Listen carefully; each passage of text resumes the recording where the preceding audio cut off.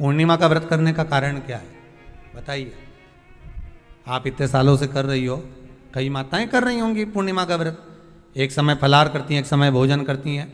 भोजन में खीर का होना जरूरी होता है पूर्णिमा के व्रत में, दूध की सामग्री होना जरूरी होती है पूर्णिमा के व्रत में। 12 महीने की पूर्णिमा करो मना नहीं है, और पूर्णिमा उठाने का भी समय होता है चैत्री। चैत्र के महीने की जो पूर्णिमा होती है चैत्री पूर्णिमा पहली पूर्णिमा मानी जाती है, इसलिए चैत्री पूर्णिमा को सिद्ध पूर्णिमा कहते, कार्य सिद्धात्री पूर्णिमा कहते, सिद्ध करने वाले, मनोरथी पूर्णिमा कहते हैं।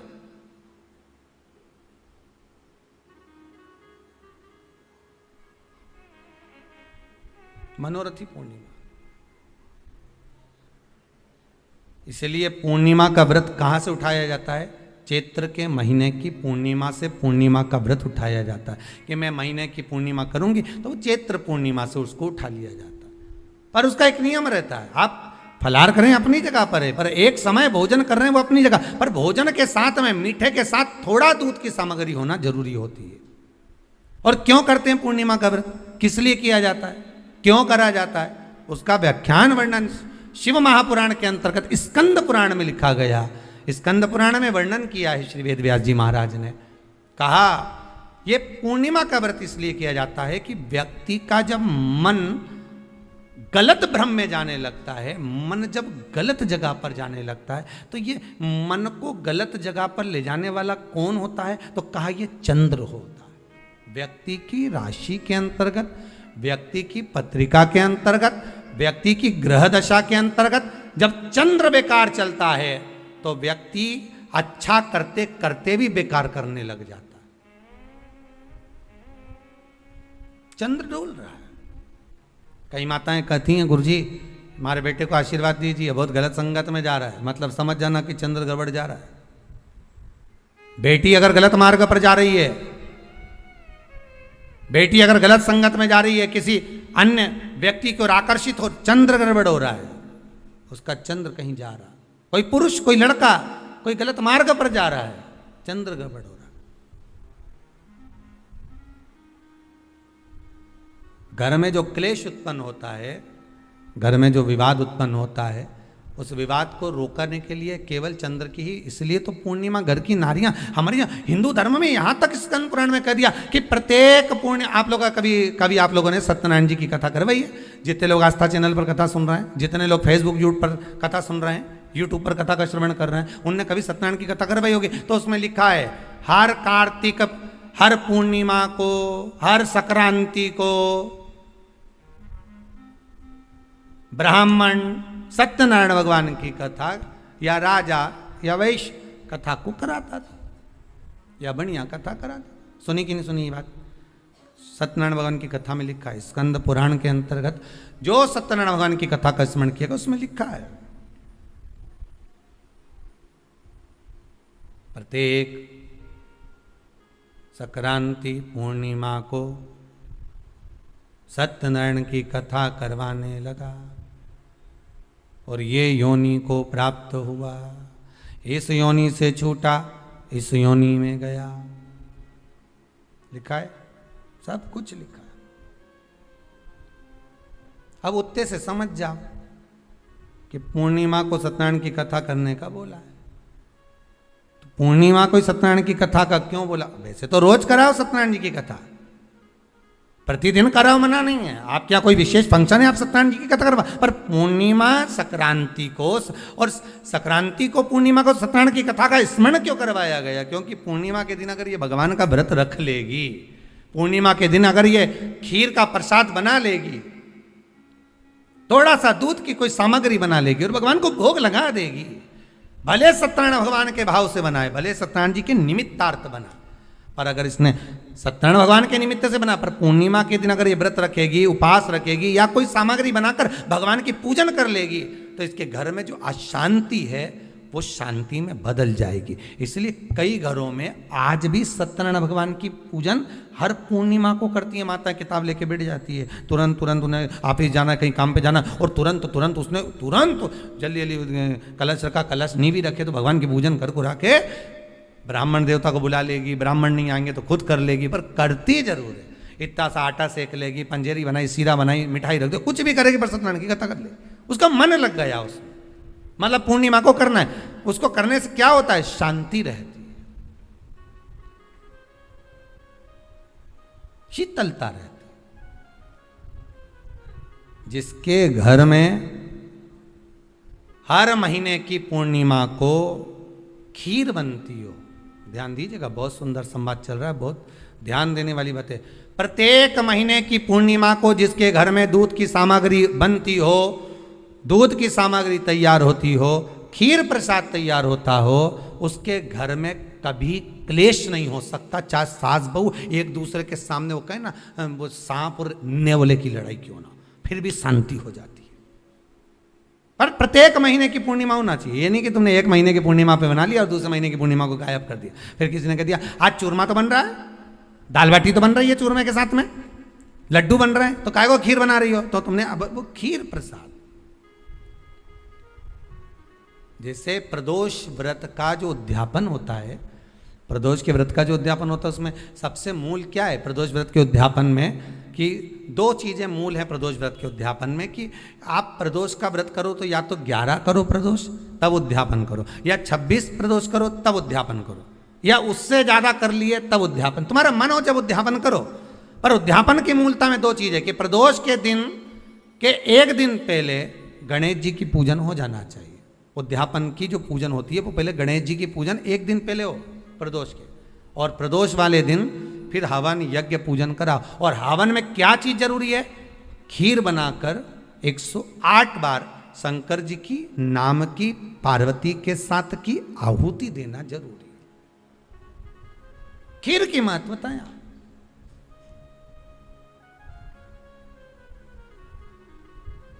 चलो और सहज भाषा में समझिए, और सरल भाषा। जिस समय पर भगवान औघड़दानी मेरा त्रिकालदर्शी मेरा कैलाशी शंभू का आवाहन चंद्रदेव ने करा, कब? जब ससुर ने श्राप दे दिया कि काया का रोग होगा, काया छिन्न होने लगी, टपक टपक कर गिरने लगी, काया नीचे गिर रही, चंद्र रोने लगे, आंखों से अश्रु बह रहा है, आंखों से आंसू बह रहा। किसके पास जाऊं मैं? तब देवऋषि नारद का स्मरण किया। देवऋषि नारद को याद किया चंद्रदेव ने कि मेरी काया क्षीण हो। नारद जी आए, आकर उपदेश दिया देवऋषि नारद ने, क्यों ना आप शिव की आराधना कर लो।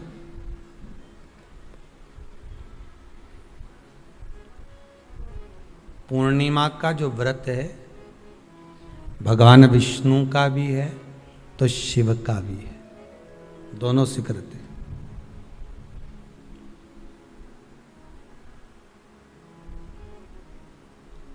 दोनों स्वीकृत है। जिसका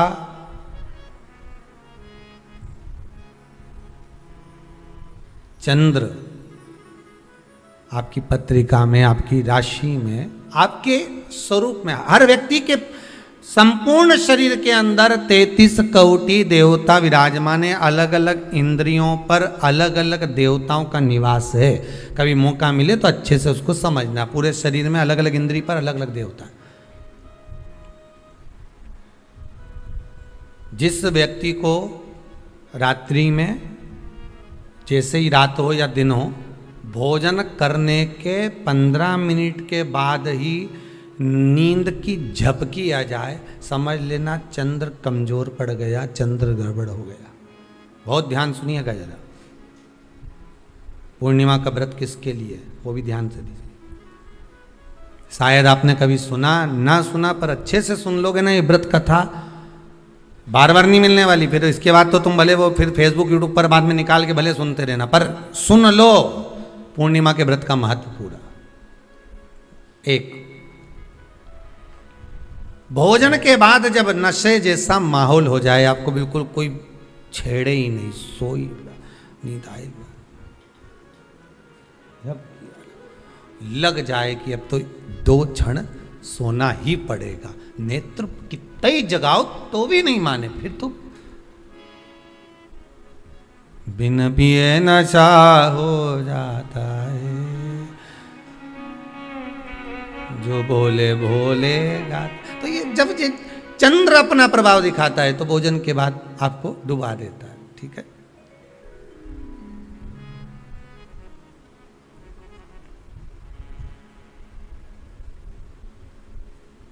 एक बहुत सरल भाषा में कहेंगे, आपको थोड़ा समझना पड़ेगा कि कहीं कहीं आपने सुना होगा कि 14 और पूर्णिमा पे कहीं गया होगा इसलिए ऐसा हो गया। बोले सुना है कि नहीं सुना? 14 पूर्णिमा पे कहीं गया होगा या 14 पूर्णिमा पे कहीं गई होगी तो ऐसा हो गया। क्यों कहते हैं, उसका कारण क्या है? आखिर बात 1400 पूर्णिमा को क्यों लोगों ने बदनाम कर दिया कि 14 पूर्णिमा पे कहीं गई होगी तो बाल खोल के गई होगी, या ऐसा करा होगा तो वैसा करा होगा तो ऐसा हो गया, या ये चीज़ इसके साथ में ऐसा हो गया, या एक्सीडेंट हो गया, या ये चीज़। कारण क्या होता है? क्यों पूर्णिमा और अमावस्या के समय पर ही ज़्यादा एक्सीडेंट के योग बनते हैं? क्यों पूर्णिमा अमावस्या के अंतर्गत ही ज़्यादा कष्ट के योग बनते हैं, बीमारी को पनपने के? कारण क्या होता है? उसका क्रम क्या है? कारण क्या है? उसका एक कारण है आपके चंद्र की महत्वता घट जाना। जब चंद्र की महत्वता घटती है तब जाकर शरीर में कहीं ना कहीं रोग की मात्रा बढ़ जाती है। रोग अपना प्रभाव चंद्र के कारण दिखाना प्रारंभ, पर मन में बेचैनी नहीं हो, बेचैनी रहे, नींद नहीं आ रही है, कुछ मन में ऐसा लग रहा है कि कुछ होने वाला है, मन में स्थिरता नहीं आ रही, समझ लेना कि चंद्र गड़बड़ हो गया है। अब इस चंद्र को साधना है तो शिव तत्व में जाना पड़ेगा। फिर कुछ मत करिए, पूर्णिमा का व्रत चालू कर दीजिए। क्या करना है? केवल पूर्णिमा का व्रत चालू कर दो। और कितना प्रभाव है पूर्णिमा के व्रत का? घर में 50 लोगों का परिवार है, 15 लोगों का परिवार है, 20 लोगों का परिवार है, और परिवार में से अगर एक पुरुष या एक स्त्री कोई भी पूर्णिमा का व्रत करता है तो पूरे परिवार के लोगों का चंद्र संवर जाता है, पूरे परिवार के लोगों का चंद्र सुधर जाता है। पूर्णिमा के व्रत का इतना प्रभाव शास्त्र कर रहा है, स्कंद पुराण कर रही है। पर व्रत कब से लेना है? पूर्णिमा का, चैत्र की पूर्णिमा से। ठीक है, नहीं तो तुमने सोचा इतना महत्व सुना है पूर्णिमा के व्रत का तो मैं तो आज से ही नहीं खाऊं कछू, आज से ले लो। तो ये हर कोई सब तुम्हारा मर्जी पड़े, तुम तो आधी रात को उठ के भोजन करने लगो तो ये कहीं वर्णन नहीं है। तुम तो आधी रात के नहा लो तो ये कोई महत्व? तो हर चीज़ का एक समय होता है कि इतनी बजे उठना, इतनी बजे मंजन करना, ऐसा करना, भोजन करना, ये समय पर फलाहार करना, ये समय पर ये, तो ये सब चीज़ का एक समय होता है, हर चीज़ का एक समय। अब कथा तुम दिन में सुन लो, शाम के सुन लो, अब आधी रात को तुमको कोई उठा के 1 बजे रात के उठ, भेरू उठ जा, कथा सुन ले, तो भेरू उठेगा? और आधी रात को भेरू उठ भी गया ना तो तुम्हें भेर भी बना देगा। कथा सुनने वाला है। हर चीज का एक समय होता है कि आपको ये समय पर आपको ये ग्रहण करना, आपको इस समय पर भगवत स्मरण करना, आपको इस समय पर नाम जाप करना, आपको इस समय पर भगवान की भक्ति को धारण करना। परिवार में अगर किसी ने एक पूर्णिमा का व्रत कर रखा है, एक व्यक्ति ने भी करा है, तो 50 की ग्रह दशा जब उसके स्पर्श में आती है, पूर्णिमा का जो व्रत होता है ना, स्पर्श का सुख दे जाता है। बहुत बहुत ध्यान दीजिएगा। जैसे आपने किसी ने पानी मांगा, आपका पूर्णिमा का व्रत है, और भले आप उठ के पानी लेने नहीं गए क्योंकि आपका व्रत है, क्योंकि जिसका व्रत होता है बेचारी वो तो ज्यादा कुछ करती नहीं पाती, पर किसी ने आपको पानी लाकर तो दिया ना। अब पानी लाकर जिस व्यक्ति ने दिया उसका स्पर्श तो हुआ ना। ये अभी गई थी ना दूसरी लहर कोरोना महामारी, इसको देख लो, इसको टच किया, इससे टच होकर उस पर गया, उससे टच होकर उस पर गया, तो ये कोरोना महामारी। अब जब ये कोरोना महामारी टच करने से फैल सकती है तो व्रत का पुण्य टच करने से क्यों नहीं बढ़ सकता? विचार करिएगा जरा, उसका भी तो पुण्य। अब आपने किसी को जल दिया जिसका व्रत था उसको जल दिया। और सरल भाषा में समझ लो, कभी मथुरा वृंदावन गए हो आप लोग? अगर मथुरा वृंदावन गए होगे, उज्जैनी गए होगे, काशी गए होगे, कहीं तीर्थ में गए होगे, या कभी कुबेरेश्वर धाम कभी आप लोग आएंगे जाएंगे, कभी आपको ज्ञात होगा, तो कभी आप लोग दर्शन करेंगे कि जब भोजन प्रसाद होता है तो लोग उसको बांटने के लिए देते हैं कि कोई आया है तो उसको कुछ प्रसाद मिल जाए, भंडारे की प्रसादी मिल जाए। तो भंडारे की प्रसादी जब वो खाता है उसका स्पर्श होता है, स्पर्श होता है तो जिसने भोजन किया उसका पुण्य जो दे रहा होता है उसके खाते में चले जाता है।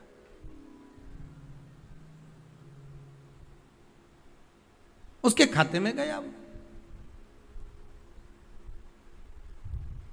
पूर्णिमा के व्रत का नियम है, घर में एक सदस्य भी कर रहा है, किसी ने उसको भोजन बनाकर थाली में कुछ प्रसाद फलाहार सामग्री दी, उसका स्पर्श बड़ी बहू को हुआ, बड़ी बहू रसोई घर में गई, उसने बाकी की चीज़ों को छू लिया, उसको देवरानी ने छू लिया, देवरानी ने कोई बर्तन छुआ, उससे तीसरी देवरानी ने देखा, उसने कोई चीज़ छू ली, तो वो छूते छूते छूते छूते वो पूर्णिमा का प्रभाव पूरे घर के लोगों को हो जाता है और उनका चंद्र इतना प्रबल हो जाता है कि अपने आप उनकी बेचैनी, उनकी आलसता समाप्त हो जाती है। नहीं तो एक व्यक्ति के कारण पूरे चंद्र दशा खराब।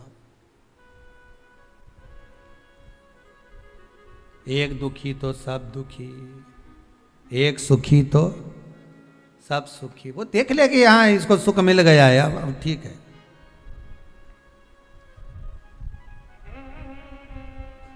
जब बेचैनी लगे, 14 और पूर्णिमा आए और आपको लगे बेचैनी बहुत ज्यादा है, मेरे को थोड़ा बेचैनी, ना जाने क्यों ऐसा होता है कि 14 पूर्णिमा आई और मेरे को बेचैनी, तो समझ लेना कि चंद्र गड़बड़ है। फिर क्या करना है, एक व्रत घर का कोई भी सदस्य पूर्णिमा का प्रारंभ कर दे। ज्यादा नहीं करो तो थोड़ी करो, पर करो, व्रत करो।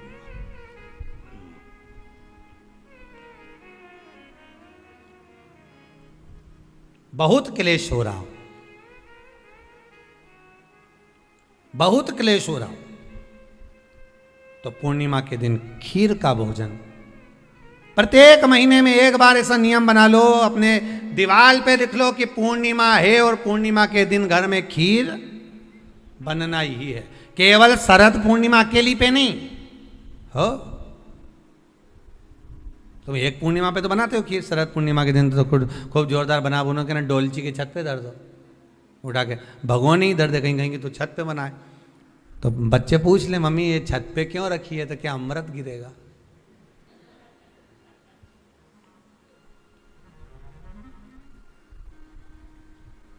अब बोलो जम के जरा, क्या गिरेगा, अमृत गिरेगा। अच्छा, अब शिव महापुराण की कथा स्कंद पुराण तो कहती है, पूर्णिमा के महत्व को जो दर्शाया जाता है कि शरद पूर्णिमा के दिन चंद्र में से अमृत तत्व गिरता है, गिरता है।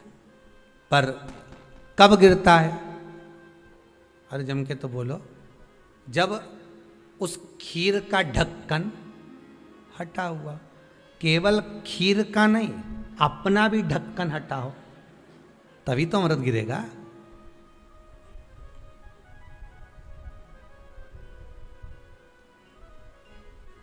अब दिमाग में तो ढक्कन बंद है, खीर रख दी छत पे, भगवान मन में सोच रहे कि देवताओं को अमृत कब मिला था, जब उन्होंने मेरा नाम पुकारा था, केवल खीर बना के नहीं धरी थी कि छत पे खीर धर दो और अमृत आ जाएगा। नहीं नहीं, खीर के पास बैठकर थोड़ी देर बैठकर हरे राम कहो सीताराम कहो, सीताराम कहो राजा राम कहो, कुछ भजन तो गाओ। अब तुमने तो नीचे से बना के छोरा कर दे दी, धरिया ऊपर छत पे, और छत पे ले जाके खीर धर दी और खीर रखी तो मम्मी ने क्या केवल ढक्कन लगा के रखना, बिल्ली खा जाएगी, तो उसमें ढक्कन केवल खीर में नहीं लगाया, अपनी बुद्धि में भी लगा लिया। अरे स्कंद पुराण की कथा कहती है जब पूर्णिमा के दिन तुम खीर बना रहे हो, अगर शरद पूर्णिमा के दिन खीर बना रहे हो तो प्रयास करना कि थोड़ी देर बैठकर राम नाम, कृष्ण नाम, शिव नाम, भगवान की भक्ति का 2-5 भजन तो हो जाए।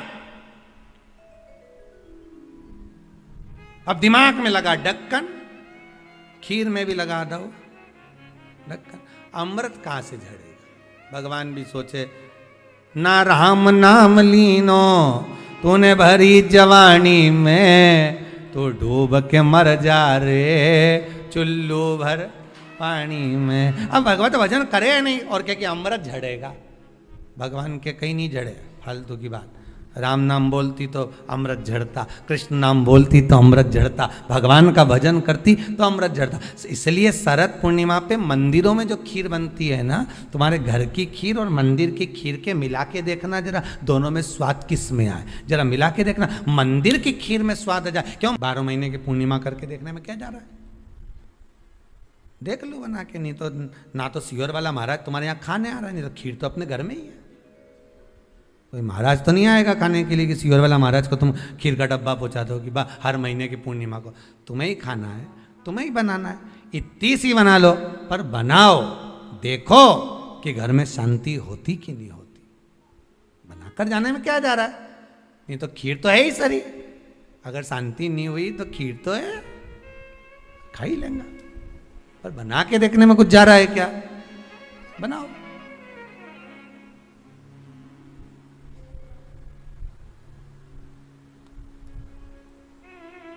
उसकी महत्वता को जानना है। ये जो हवन में, यज्ञ में खीर की जो आहुतियां छूटती हैं, ये इसका महत्व बहुत है महाराज।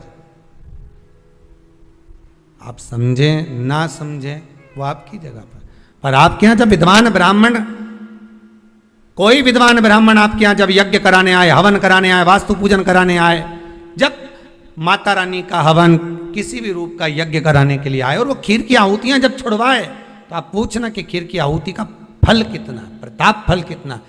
पूरे यज्ञ में वो खीर की आहुतियां लक्ष्मी के लिए जो दी जाती है, वो लक्ष्मी की वृद्धि कर देती।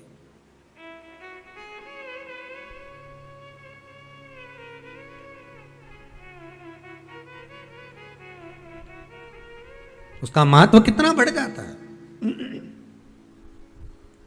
उसका महत्व कितना प्रबल हो जाता है।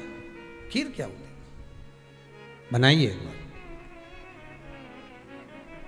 पूर्णिमा के व्रत का महत्व चंद्र से, और जिसके यहां क्लेश हो, कोई व्यक्ति मीठा बोलकर आपसे स्नेहवश, प्रेम बढ़ाकर, स्नेह बढ़ाकर, आपसे प्रेम वात्सल्यता करुणा स्नेह बढ़ाकर जब आपसे कुछ धन लेकर चले गया हो, और अब आप उससे मांग रहे हो, आप उससे लेना चाहते हो और फोन कर रहे हो, मिलने जा रहे हो कि मेरा पैसा दे दे भैया, और वो प्रेम खत्म कर चुका है, स्नेह खत्म कर चुका है, धन नहीं दे रहा, वहां पर भी ये पूर्णिमा का व्रत काम करता।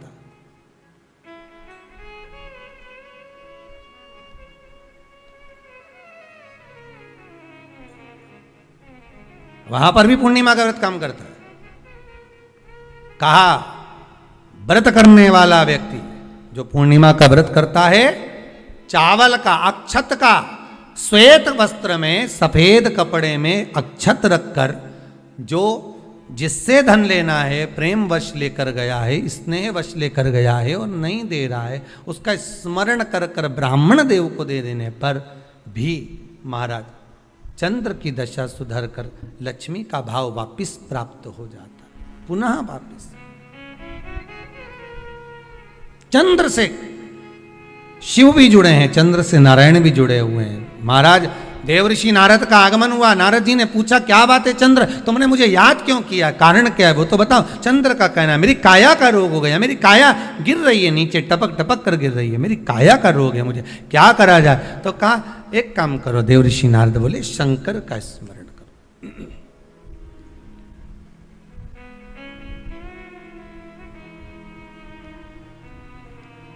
शिव का स्मरण कर लीजिए। चंद्रदेव ने पूछा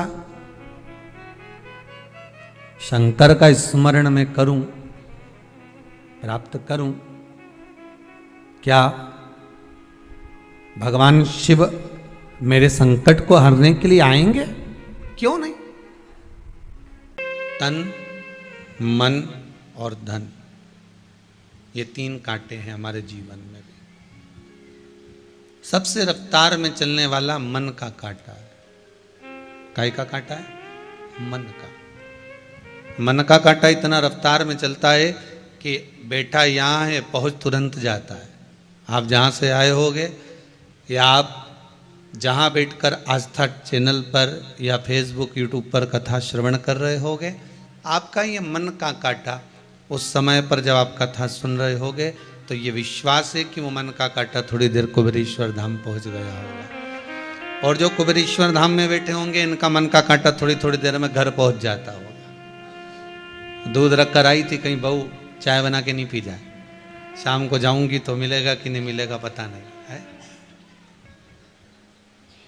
ये मन का कांटा है, बहुत तीव्र दौड़ता है और इतना तीव्र दौड़ता है कि इस मन के कांटे को साधना कठिन हो जाता है।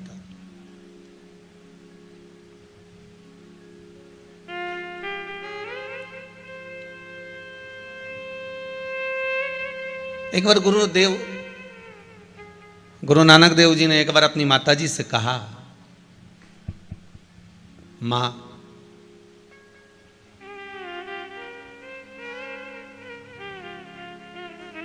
तो मुझे कहती है कि एक जगह पर स्थिर क्यों नहीं बैठता, एक जगह शांत क्यों नहीं बैठता। गुरुदेव ने कहा, गुरु नानक देव जी ने कहा कि मां ये मन का जो कांटा है ना, बड़ा विचित्र कांटा। मन बड़ा चंचल है, कैसे तेरा भजन करूं, जितना इसे समझाऊं उतना ही मचल जाता है। ये मन का जो कांटा है ना मां, ये एक जगह टिकता भी नहीं है और बड़ा जल्दी जल्दी चलता है। थोड़ी देर यहाँ पर है, थोड़ी देर गायब हो जाता है, फिर थोड़ी देर रहता है, फिर थोड़ी देर में गायब हो जाता है। और एक दूसरे नंबर पर है जो तन का कांटा है, वो मिनट वाला, वो भी चलता है पर थोड़ा स्लो स्लो चलता है। और तीसरे नंबर पर है जो धन का कांटा, वो दिखता ही नहीं है खसकता हुआ। धन घर में कितना ही आ जाए दिखता ही नहीं है। एक भगत था,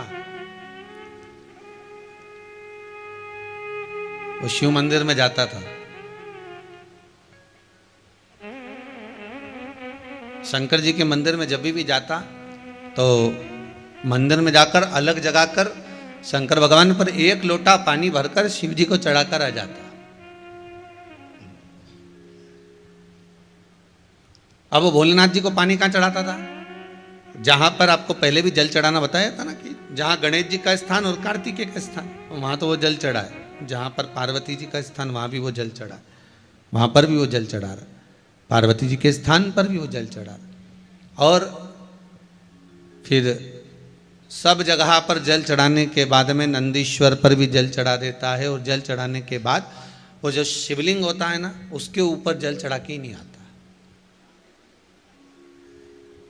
अब आप कहोगे गुरुजी जब वो शंकर जी को जल चढ़ाता ही नहीं है तो फिर आप कह रहे हो शंकर जी का भगत, तो वो शिव जी का भगत हुआ ही कैसे? जब वो जल चढ़ा ही नहीं रहा है, जल समर्पित ही नहीं कर रहा है भोलेनाथ जी पर, तो शंकर का भगत कैसे हो सकता है? शिव का भगत कैसे हो सकता है?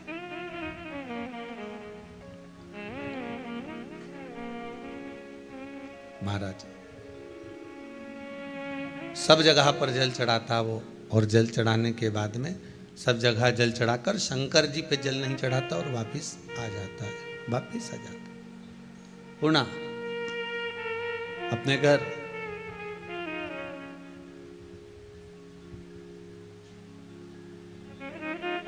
तुम सब पंगत में भोजन करने बैठो, गुलाब जामुन देने वाला आया, ने तुम्हारे बाजू में दे गया, इसके भी दे गया, उधर भैरू बैठा था ना, उसके भी दे दी, आगे भी दे गया, और तुम्हारे को गुलाब जामुन नहीं देकर गया तो तुम क्या करोगे? बोलो जम के। अब तुम पहले दो एक बार तो देखोगे कि इसकी पत्तल पे भी है, इसकी पत्तल पे भी, बस अपने को गुलाब जामुन नहीं दी। या तो ये अपना दुश्मन है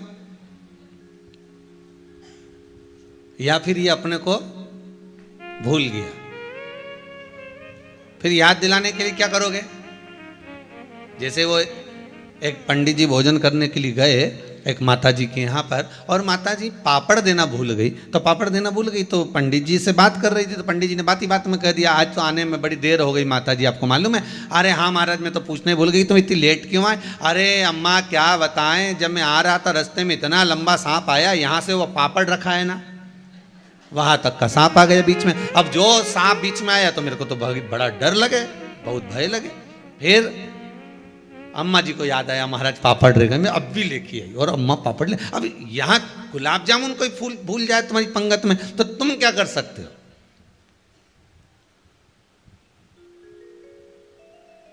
अरे बोलो तो सही, क्या करोगे? कुछ करोगे? बस इतना जरूर कर सकते हो कि अगली बार आएगा तो देकर जाएगा। बाट जोगे, इंतजार करोगे, प्रतीक्षा करोगे। अब तुम्हें इंतजार किसका है? पूड़ी का इतना इंतजार नहीं है, खोबरा पाक का भी नहीं है, सब्जी का भी नहीं है, पर वो जो नहीं है ना पत्तल में, उस गुलाब जामुन का इंतजार है कि ये गुलाब जामुन आए और मैं इसको खाऊं। और मालूम पड़े फिर वो आया,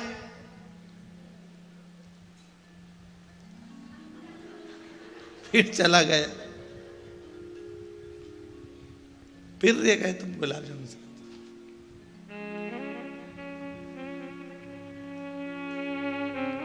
अब तो तुम रुकोगे क्या? फिर तो कह दोगे, ए भैया, ए इधर आओ, क्या है? दो रखो। उसने कहा दो क्यों? पिछली बार भी भूल गए थे, अब की बार भी भूल गए, रखो दो। दो गुलाब जामुन। शिव का एक भगत ऐसा था, शंकर जी के मंदिर में जाता था, गणेश जी के जल चढ़ा दे, पार्वती के चढ़ा दे, कार्तिकेय के चढ़ा दे, और शंकर जी के चढ़ाता ही नहीं, नंदी के नवा के वापिस आ जाता। अब शंकर जी के मन में आया कि मेरा इतना गुणगान गाए, भजन करे, कीर्तन करे, नाम जाप करे, स्मरण करे, खूब मेरा नाम लेकर आए, घर पे भी बोल के आए कि शंकर जी के मंदिर। अब उन्हें किसी ने शिव जी के मंदिर में सारा देवता, पर नाम क्या निकले? शंकर जी के मंदिर जा रहा हूँ। अब माँ तो गणेश जी भी है, पर तुमने कहा एक बार भी कि मैं गणेश जी के मंदिर जा रहा हूँ? नहीं। पार्वती के मंदिर जा रहा हूँ? नहीं। नंदी के मंदिर जा रहा हूँ? नहीं। आपके मुख से क्या निकला? शंकर के मंदिर जा रहा हूँ। नाम भी बोल के आए कि शंकर के मंदिर गया, और सबके चढ़ाए, और मुझे छोड़ जाए। अब मुझे छोड़कर जा रहा, करा क्या जाए, क्या बोला जाए? अब भगत रोज घर चले जा, रोज। अब की बार पार्वती जी ने शिव जी से कहा, प्रभु जी ये तो आपका घोर अपमान हो रहा है, बहुत बड़ा अपमान है कि हमको जल चढ़ाए और आपको ना चढ़ाए। शंकर जी समझ गए कि ये तो अपमान वाली बात है कि मेरे को जल नहीं चढ़ रहा और सबको चढ़ा रहा है। तो पार्वती जी ने कहा, जरूर तुमने इसकी कोई मनोकामना पूरी नहीं करी होगी, इसलिए वो रह गया होगा, इसलिए आपसे थोड़ा चिढ़ गया, इसलिए जल नहीं चढ़ा रहा। शंकर भगवान ने नंदी को बुलाया, नंदी को बुलाकर कहा, बता इसकी समस्या क्या है, इसकी परेशानी क्या है, इसको कष्ट क्या है, बोल जल्दी से। नंदी ने कहा, महाराज जी कोई कष्ट नहीं है, कोई कष्ट नहीं। ये पार्वती को जल चढ़ा के जाता था, पार्वती मैया ने सब कुछ दे दिया। गणेश जी को चढ़ाया, गणेश जी ने सब कुछ दे दिया। अच्छा, फिर मुझे जल क्यों नहीं चढ़ाता? नंदी बोले, ये तो मुझे नहीं मालूम, मुझे ज्ञात नहीं कि जल क्यों नहीं चढ़ाता। शंकर भगवान बोले, आज शाम के समय पर अपन दोनों इसी के घर जाएंगे, ठीक है? अपन इसी के घर पहुंचेंगे। अब बाबा कृपा करे, शाम का समय था, और शाम के समय पर देवाधिदेव महादेव नंदी पर बैठकर पार्वती जी को लेकर इसी भगत के घर पहुंच गए। और भगत के घर पर पहुंचते से ही बाबा देवाधिदेव महादेव ने आवाज लगाई। जैसी आवाज लगी, भगत निकल कर बाहर आया, और बाहर आते से बोला, प्रभु आप पधारे हो, आप मेरे घर पर आए हो? शंकर भगवान बोले, आया तेरे घर पर हूं, पर बाहर बात नहीं करूंगा, अंदर चल के बात करूंगा। और शंकर भगवान उसको ले गए अंदर ले जाकर पूछा, भोलेनाथ जी ने, ये बता कि तू सबको जल चढ़ाता था, पर मुझे जल क्यों नहीं चढ़ाता था? तो भगत ने कह दिया, प्रभु कारण केवल एक था, भक्त भगवान के मंदिर में रोज जाता है, पर भगवान भक्त के घर नहीं आता है। आपको बुलाने के लिए मैंने ये जल नहीं चढ़ाया, केवल आपको बुलाना था, मेरे दरवाजे तक मुझे लेकर आना था।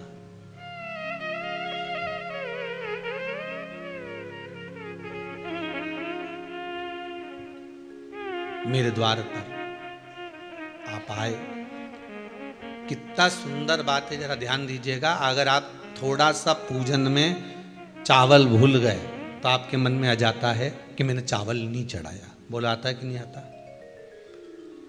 शास्त्र कहता है, अग्नि पुराण में स्पष्ट किया गया, कितना भी पूजन का सामान बाजार से लिया और कितनी भी अच्छी पूजन की थाली जमा लो, अच्छे से अच्छा विद्वान भी पूजन की संपूर्ण सामग्री पूजन की थाली में रख ले, विद्वान से विद्वान ब्राह्मण जन हो, चाहे पूजन करने वाला एक साधारण सा मानव क्यों ना हो, वो पूजन की थाली में संपूर्ण सामग्री जमा ले तो भी पूजन की सामग्री में पूजन करते समय कुछ ना कुछ रह ही जाता है, रह ही जाता है। अच्छे से अच्छा विद्वान भी पूजन की सामग्री में थोड़ा ना थोड़ा रह गया। अब मन में भ्रम उत्पन्न हो गया कि ये पूजन की सामग्री में क्यों रह गया, मेरे को ये चाहिए था, ये तो रह ही गया, मैंने तो ये चढ़ाने के लिए लाना था, मैं तो ये भूल गई। उसका कारण क्या है? हमें लगता है कि त्रुटि हो गई, हमें लगता है कि गलती हो गई, पर शंकर भगवान से कोई पूछे, शिव के भगत से कोई पूछे कि पूजन की थाली में पहले के समय में लोग पूजन करने जाते थे तो क्या पूजन की सामग्री में साहित्य कम रह जाता था? हाँ, उसका कारण क्या था? भगवान कहते हैं कारण केवल एक है, मैं खुद पूजन की थाली में, भगवान विष्णु ने संकल्प लिया था कि 108 कमल के पुष्प भगवान शंकर को समर्पित करूंगा। पहले कथा में वर्णन किया, 108 कमल के पुष्प भगवान को दूंगा। जब आखिरी दिन महीने का पूर्ण होने जा रहा था, श्रावण के महीने का, भगवान ने एक पुष्प को निकाल लिया, उसमें पूजन की थाली में एक फूल कम कर दिया। अब आपको लगे, परिवार को लगे, कुटुंब को लगे, किसी को लगे,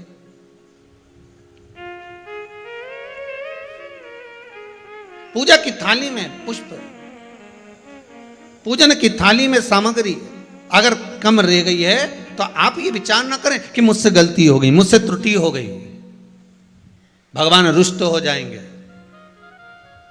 भगवान अपने भक्त से कभी रुष्ट नहीं होता साहब। ये दुनिया के लोग कहते हैं कि अगर पूजन नहीं करेंगे, हमने ये सा नहीं करेंगे तो रुष्ट हो। नहीं नहीं नहीं, भगवान रुष्ट नहीं होता, भगवान कभी रुष्ट नहीं होता अपने भक्त से। पूजा की थाली में सामग्री नहीं है, उसका कारण क्या है? भगवान शंकर की कथा कहती है, जिस दिन पूजन करने बैठे जान कर कोई सामग्री मत छोड़ कर जाना, नहीं तो तुम लोग हंसी खेल में कि चलो ये मत ले जाओ, नहीं, आप पूरी सामग्री जमा, और कोई सामग्री आप भूल गए हो तो समझ लेना कि भगवान आपके दरवाजे पर आने के लिए बेकरार हैं, भगवान आपके दरवाजे पर आना चाहते हैं। अगर कोई सामग्री छूट गई है, कोई सामग्री रह गई है, जान कर हमको नहीं, जैसे श्रीफल, नरियल जो हम भगवान के मंदिर में तोड़ते हैं, फोड़ते हैं, माता जी के सामने हमने नरियल फोड़ा, नरियल अच्छा निकल गया, भगवान ने स्वीकार करा ना करा। अगर नरियल अच्छा निकल गया तो आपने थोड़ी सी चिटक निकाल कर भगवान को चढ़ाई, बाकी का सब घर ले जाके चक्कू से निकाल निकाल के सब खा गए। और मान लो वही नरियल जो आपने भगवान को चढ़ाया, फोड़ा, और वह अंदर से खराब निकल गया, तो भगवान ने स्वीकार करा कि नहीं करा? शिव महापुराण की कथा कहती है, जो नरियल अंदर से बेकार निकल गया वो भगवान ने पूर्ण स्वीकार कर लिया, क्योंकि भगवान को मालूम है कि ये सड़ा हुआ नरियल तो चक्कू से निकाल के नहीं खाएगी, जब परिक्रमा लगाएगी तो मंदिर के पीछे पटक जाएगी। भगवान को मालूम है इस चीज का, भगवान को इस चीज का ध्यान है कि ये मंदिर के पीछे पटकेगी। अब भगवान यही कह रहे हैं। अब हमको लगा कि भगवान जो सड़ा नरियल है वो स्वीकार कर लिया, तो क्या आप मंदिर जाते समय दुकान पे से सड़ा नरियल लेके जाओगे क्या? अरे बोलो तो, आप तो अच्छा बजा कर, पानी देख कर, खूब बजा बुजू के देख कर लेकर जाओ कि नरियल अच्छा होना चाहिए। आगे भगवान उसको कैसे स्वीकार कर रहा है, भगवान कैसे उसको प्राप्त कर रहा है, ये उसके ऊपर। आप तो श्रेष्ठ लेकर जाइए, आप तो पूरी पूजा की थाली को लगाकर, पूरी पूजा की थाली को जमा कर, पूजन का साहित्य रखकर, पूजन की सामग्री को संपूर्ण जमा कर लेकर आप जाइए। कोई सामग्री रह जाए तो आप मन में उसके लिए खेद उत्पन्न ना करें। आप तो ये सोचें कि भगवान उसको स्वीकार कर रहा है और भगवान का मन है आज मेरे घर आने का। आज भगवान चाहता है कि मैं अपने तेरे घर पर चलूं।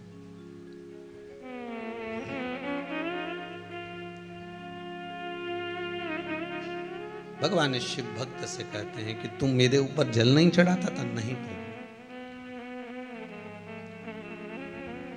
नहीं। कारण मैं अपने घर पर बुलाना चाहता था, आपको अपने भवन में बुलाना चाहता था। बस आप मेरे घर पर आ जावे, आप मेरे भवन में आ जावे, इसलिए मैं थोड़ा सा छोड़ आता था। आप आए नहीं, सुबह हो गई, मेरी पूजा की थाली धरी की धरी रह गई। भगवान भी विचार करता,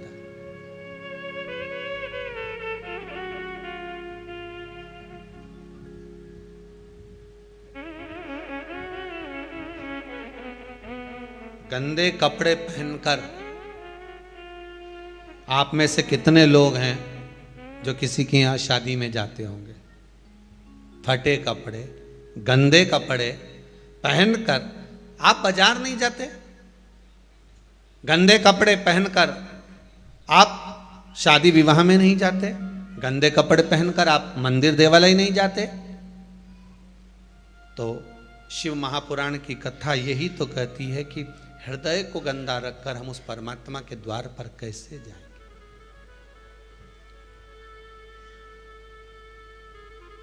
अब इस मन को धोने का कोई साबुन, इस मन को साफ करने का कोई सर्फ, कोई साबुन अगर है तो ये भगवान की कथा है। इस कथा से ये तन, ये शरीर कभी साफ नहीं हुआ।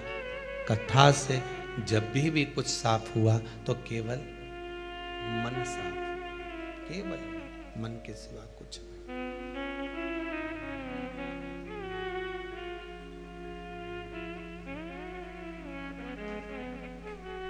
और जब ये मन पूर्ण तरह से साफ हो जाए, क्लीन हो जाए, तब भगवान को भी लगेगा कि इसने अपने घर को साफ कर कर रखा है, ये मेरा स्थान है, ये मेरी जगह है। ये मन, ये चित्त, ये बुद्धि, ये मेरा स्थान है। भगवान का सबसे श्रेष्ठ कर कोई स्थान तो ये मन, ये चित्त, ये बुद्धि, ये विवेक, ये हमारे दृष्टि, ये हमारे भाव, ये भगवान का सर्वाधिक सुंदर स्थान, सर्वाधिक सुंदर। शिव महापुराण की कथा कहती है, महाराज पूर्णिमा का जो चंद्र है वो विशाल काय है, और उस चंद्र की पूर्णता में हमारी अभिलाषाएं भी पूर्ण हो। आप आस्था चैनल के माध्यम से जितने लोग कथा सुन रहे हैं, फेसबुक यूट्यूब पर जितने कथा सुन रहे हैं, और कुबेरेश्वर धाम में जितने कथा सुन रहे हैं, आप में से कितने लोग हैं जो पूर्णिमा का व्रत करते हैं? जो माताएं करती हो जरा हाथ उठाइए। पूर्णिमा का व्रत जो करती है, करते हो ना आप लोग? रखिए याद। अब पूर्णिमा के व्रत में आपने कई बार किताब पढ़ी होगी पूर्णिमा की, या आपने व्रत किया होगा, या पूर्णिमा का व्रत आप धारण करे होगे, तो उसमें पूजन कौन से भगवान की होती है? पूर्णिमा के व्रत में किस भगवान की पूजन होती है? तो कहा पूर्णिमा के व्रत में केले के खंभ लगाकर पूर्णिमा का जो अध्यापन होता है, पूर्णिमा की जो पूजन होती है, उस पूजन में शंकर और पार्वती की पूजन की जाती है, शिव और नारायण की पूजन करी जाती है, शंकर और पार्वती का स्मरण किया जाता है। किसकी पूजन होती है? शिव पार्वती।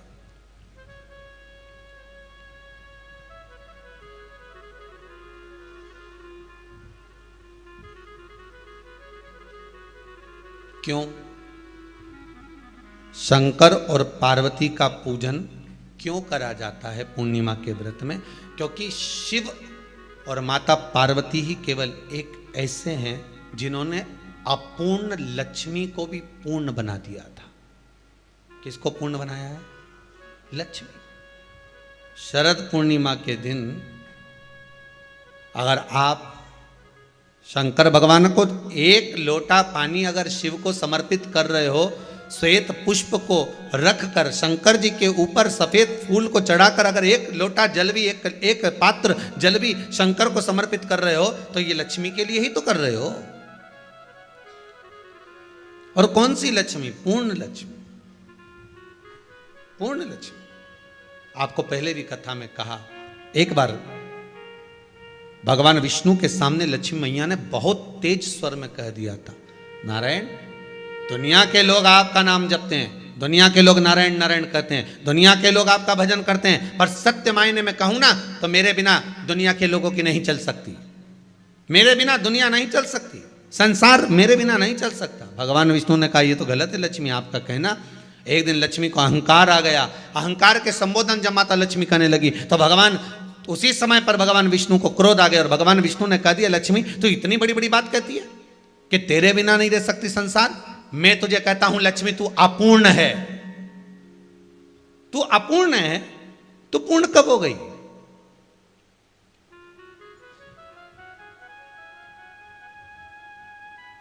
तेरी पूर्णता कहां हो गई? लक्ष्मी की आंख से आंसू बहने लगे, आज आपने मुझे अपूर्ण कहा है। आपको मालूम है आप मुझे अपूर्ण कह रहे हो? आपको ये ज्ञात हो रहा है आप मुझे अपूर्ण कह रहे हो? भगवान कहते हैं, हाँ लक्ष्मी, मैंने तुझे अपूर्ण कहा है। अपूर्णता का मतलब आप जानते हो ना? भगवान कहते हैं, लक्ष्मी मैं सब जानता हूं। लक्ष्मी रोती हुई माता सरस्वती के पास पहुंच गई। सरस्वती ने पूछा, क्या बात है लक्ष्मी, क्यों रो रही हो? लक्ष्मी जी ने कहा, क्या बताऊं सखी, मेरे पति ने आज मुझे अपूर्ण कह दिया है। तो क्यों रो रही है तू? अपूर्ण अगर कह दिया, पति ने ही तो कहा है ना, तो क्यों रोना? चल मेरे साथ में। और सरस्वती मैया माता लक्ष्मी को लेकर सीधे पहुंच गई माता पार्वती के यहां। माता पार्वती के यहां जब पहुंची है, माता पार्वती जी ने लक्ष्मी जी को देखा और सरस्वती को देखा तो पूछा कि बात क्या है, क्या हो गया ऐसा, क्या हुआ, क्या है ऐसा जो तुम दोनों आज मेरे पास में आई हो? क्या हुआ? पार्वती जी कुछ बोलती, शिव जी का ध्यान माता सरस्वती की ओर और लक्ष्मी की ओर गया और भगवान शंकर जान गए कि आज भगवान नारायण ने लक्ष्मी जी को अपूर्ण कहा है। अब देखें माता पार्वती क्या कर सकती है, इसको पूर्ण बनाने के लिए करेगी क्या? क्या हुआ? माता सरस्वती जी बोली, लक्ष्मी को अपूर्ण कह दिया। अपूर्ण कह दिया? हाँ, तो क्या सोचना उसके लिए, इसको मैं अभी पूर्ण बना देती हूं। माता जगत जननी पार्वती ने गोदी में विराजमान गणेश जी को उठाया और उठाकर लक्ष्मी जी की गोद में दे दिया। ले लक्ष्मी, आज से तू पूर्ण हो गई। लक्ष्मी, आज से तू पूर्ण है। गोदी में जब तक संतान नहीं है तो नारी को लोग अपूर्ण समझते हैं, पर माता पार्वती जी ने संपूर्ण ब्रह्मांड में एक सिद्धता प्रदान कर दी कि अपने गोदी के लाल को, अपने गोदी के पुत्र को माता ने लक्ष्मी की गोद में देकर लक्ष्मी को पूर्ण बना दिया। वो दिन कौन सा था? यही शरद पूर्णिमा का दिन था। कौन सा दिन? आवाज पकड़ लो। यही शरद पूर्णिमा का दिन था। शरद पूर्णिमा का दिन लक्ष्मी को पूर्ण करने का दिन, पूर्ण करने का। केवल अमृत ही नहीं बरसता, शरद पूर्णिमा के दिन लक्ष्मी भी बरसती है। लक्ष्मी पूर्णिमा के कितने व्रत होते हैं? बोलते जाओ जरा, जल्दी जल्दी बोलो। पूर्णिमा के नारियों को, स्त्रियों को अखंड सौभाग्य के लिए, जो नारी वैधव्य नहीं होना चाहती है, उस नारी को पूर्णिमा के कितने व्रत करना चाहिए? जिस नारी के यहाँ संतान नहीं हो, औलाद नहीं हो, उसको पूर्णिमा के कितने व्रत करना चाहिए? जिस नारी का पुत्र पति बहुत बीमारी से ग्रसित हो, लग रहा हो कि ये मेरा बेटा बहुत बड़ी बीमारी में घिरा हुआ है, तो नारी को कितने व्रत करना चाहिए? स्वयं भगवान कृष्ण ने माता यशोदा को द्वापर में भी बताया है कि पूर्णिमा के 32 व्रत होते हैं। कितने व्रत होते हैं? 32।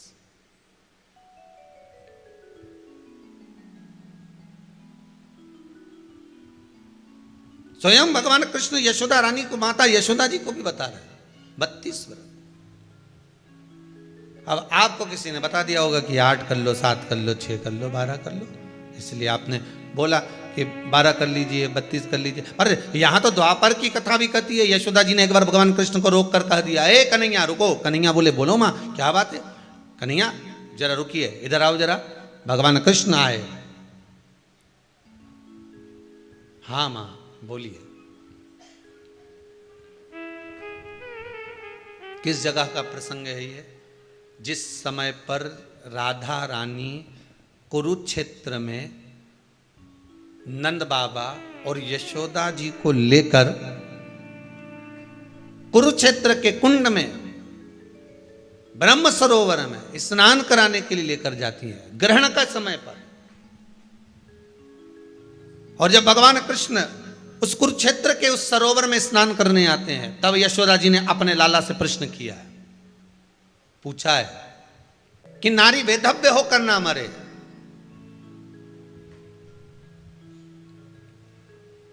उसका पति कोई रोग से ग्रसित ना हो, उसका पुत्र किसी रोग में ना पड़े।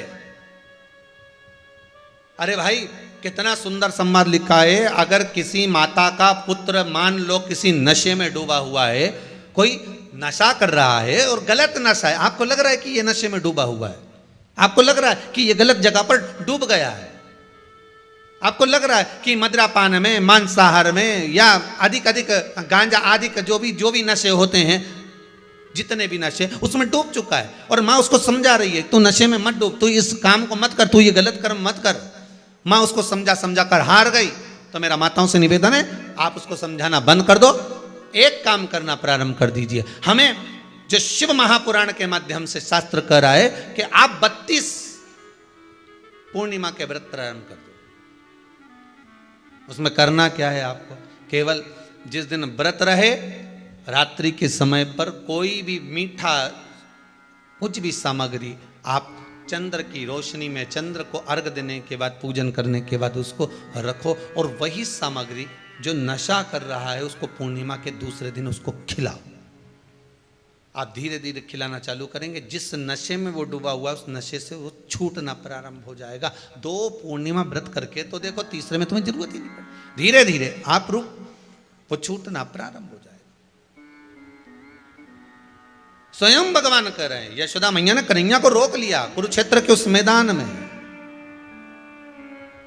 और भगवान कृष्ण का दर्शन माता यशोदा जी करी। बहुत बहुत दिनों के बाद माँ को, आज माता यशोदा को लाला का दर्शन हुआ, बहुत समय के बाद, जाने के बाद, बहुत समय के बाद।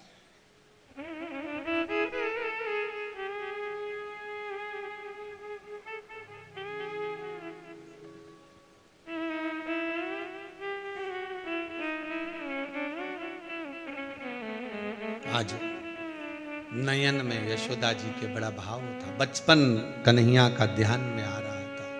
बचपन भगवान कृष्ण से माता यशोदा जी ने पूछा, कन्हैया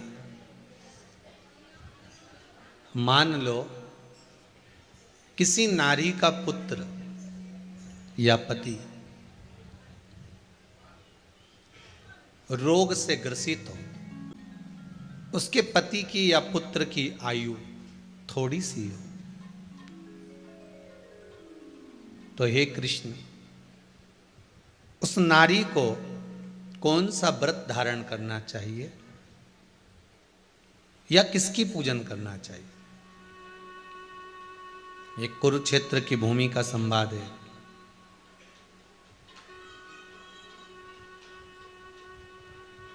भगवान कह रहे हैं, मां अगर नारी अपने पुत्र और अपने पति के लिए, उसकी उम्र की वृद्धि के लिए, रोग मुक्ति के लिए,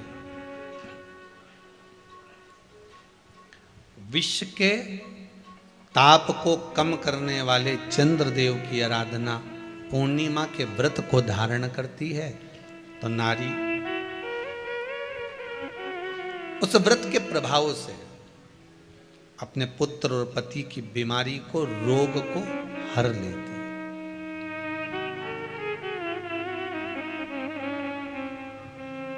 रोग का हरण कर लेती।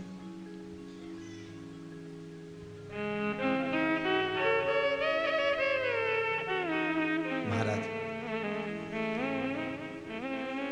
जो बच्चा बुद्धि से विकलांग हो, विद्या में कमजोर हो, परीक्षा हॉल में पेपर देते समय भूल जाता हो,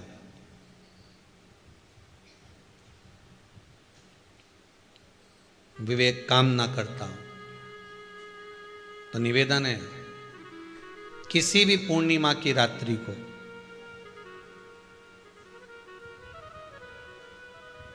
बारह बजे गाय के, गौ माता देसी गाय के जो 4 थन होते हैं, उन 4 थन में से जो आगे के थन होते हैं, 2 पीछे की ओर होते हैं, 2 आगे की ओर होते हैं, तो जो आगे के 2 थन हैं, उस थन का दूध निकलवा लिया जाए और उस दूध का कोई भी मीठा पदार्थ बनाओ तो ठीक है, ना बनाओ तो उसी दूध में शक्कर मिलाकर पूर्णिमा की रात्रि को, जो विवेक से कमजोर हो, बुद्धि से कमजोर हो, या याद करा हुआ सब भूल जाते हो, या आपके लिए भी है कोई चीज रखते हो भूल जाते हो, विवेक याद नहीं रहता, बुद्धि में इतना प्रबल बल नहीं आ पाता, याददाश्त कमजोर होती चली जा रही, तो किसी भी पूर्णिमा की रात्रि को 12 बजे गाय के आगे के 2 थन का दूध, उसमें कोई पदार्थ, शक्कर, गुड़ कुछ भी मिलाकर भगवान के चंद्रदेव की साक्षी में उसको पिला दिया जाए। महाराज, बार बार पिलाने की जरूरत ही नहीं पड़ेगी, एक ही बार में काम कर जाएगा और विवेक पूर्ण तरह से कार्य करने लगेगा। देसी गाय के आगे के 2 थन का दूध बड़ा प्रबल होता है।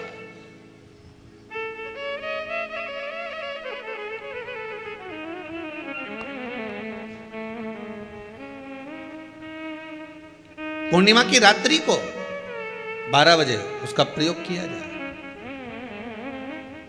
आप उस दूध को निकाल लो शाम के समय, रात्रि के समय ग्वाले से कहकर, जिसके यहाँ पर देसी गाय हो वहां निकलवा कर उसको रखा जाए, उसका पान करा जाए।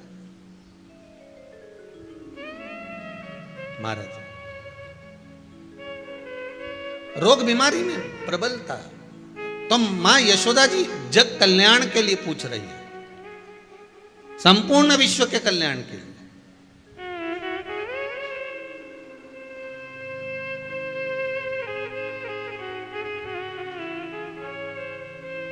अरे कितना सुंदर संवाद है। स्कंद पुराण में समुद्र मंथन की तिथि, नक्षत्र, घड़ी, पल सब कुछ लिखा हुआ है कि समुद्र मंथन के लिए देवताओं ने इंतजार करा था। कब?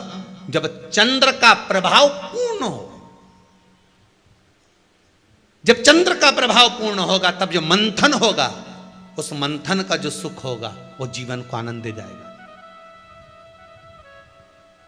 हो सकेगा तो कल की कथा में मंथन के लिए जो समय स्कंद पुराण में कहा गया कि ये समय में चंद्र प्रबल होगा, उस चंद्र की प्रबलता में मंथन का कार्य प्रारंभ करा जाए। देवता और राक्षस मिलकर मंथन करें। कल की कथा में वो पल, वो समय भी बताएंगे कि स्कंद पुराण में ये जगह पर ये चीज लिखी है। क्यों इंतजार कर रहे हैं कि चंद्र प्रबल हो तब हो?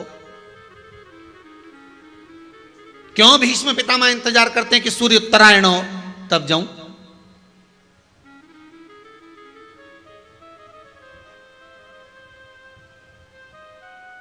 जब देवता 33 कोटि देवता उस चंद्र के इंतजार में रहते हैं कि ये चंद्र प्रबल होगा तब जाकर ये चंद्र यहां पहुंचेगा, तब जाकर हम मंथन करेंगे, तब जाकर वो अमृत मिलेगा और उस अमृत को देवता धारण करेंगे तो वो आनंद पा जाएंगे। तो हम क्यों शरद पूर्णिमा छोड़ें, हम क्यों एक एक पूर्णिमा छोड़ें? एक एक पूर्णिमा के महत्व को जानिए। कोई पूर्णिमा साधारण नहीं है, कोई प्रदोष साधारण नहीं है, कोई शिवरात्रि साधारण नहीं है। 12 महीने शिवरात्रि पड़ती है, 12 महीने में प्रदोष पड़ते हैं, पर 12 महीने पड़ते हैं, हम उसका महत्व ही नहीं जान पाते।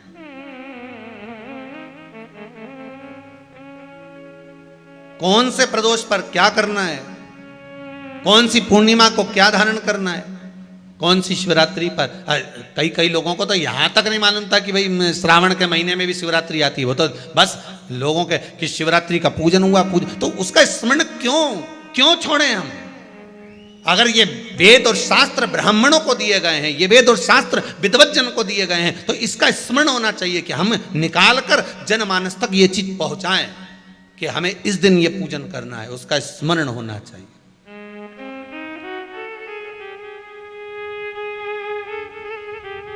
और वो सुख देने वाला।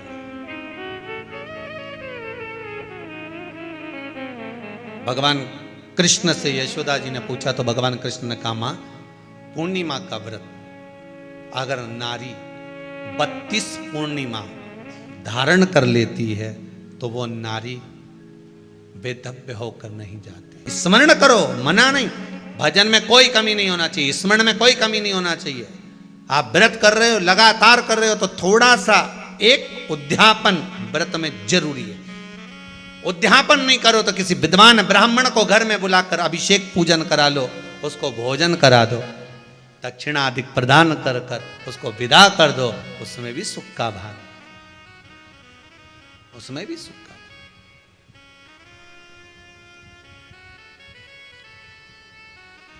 अब कितनी पूर्णिमा?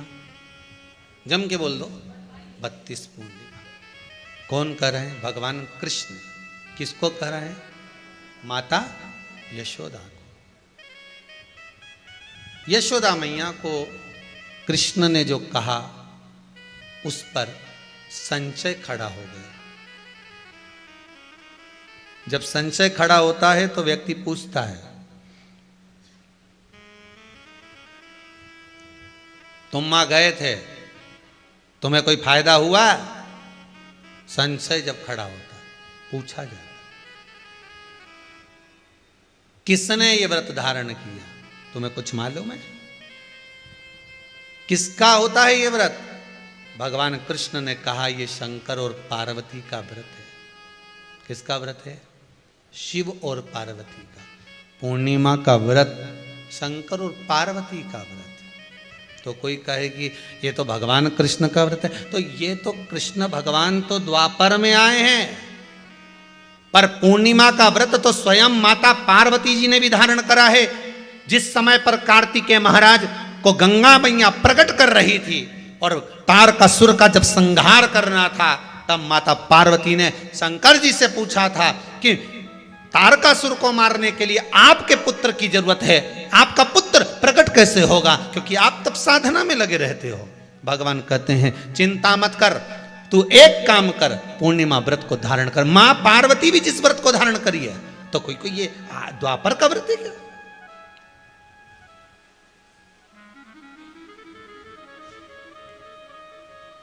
सतयुग का व्रत है क्या? यहां तो नियम निकलते गए, त्रेता का नहीं, सतयुग है। और सतयुग का ना जाने कितने निकल गए, ना जाने कितने द्वापर, ना जाने कितने कलयुग, ना जाने कितने त्रेता युग निकल गए। पुराने चले आ रहे, पुराने।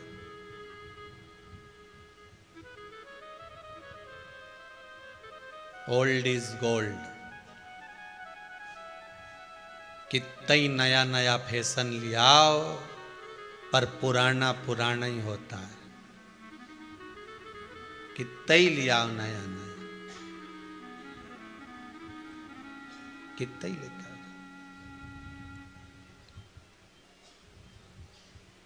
पुराना पुराना ही होता है। कितना ही बाल पे कलर कर लो, पर जड़ से जो निकलेगा वो तो सफेद ही है। बोलो सही है कि गलत है? सही है।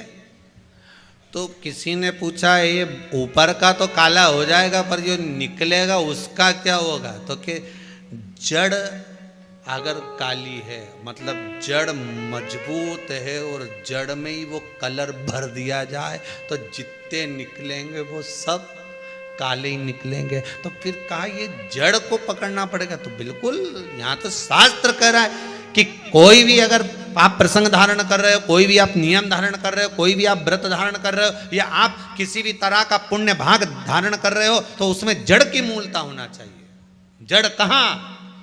केवल पूर्णिमा का व्रत कोई केवल द्वापर का नहीं है, केवल त्रेता का नहीं, ये तो सतयुग के भी आगे का निकलता, ना जाने कितने सतयुग, कितने त्रेता, कितने द्वापर हुए, तब से चला आ रहा।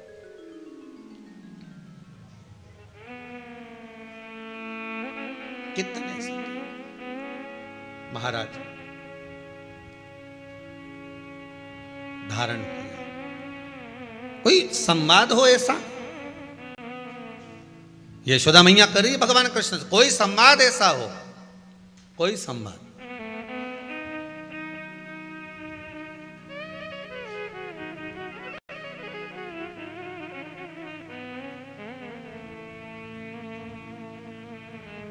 महाराज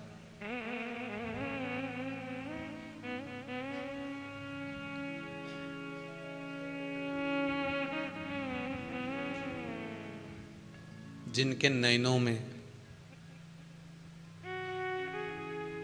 नंबर बढ़ते चले जा रहे हो, चश्मा उतर नहीं रहा हो, दूर का नहीं दिखे, कहीं किसी को पास का नहीं दिखे, रहते हैं।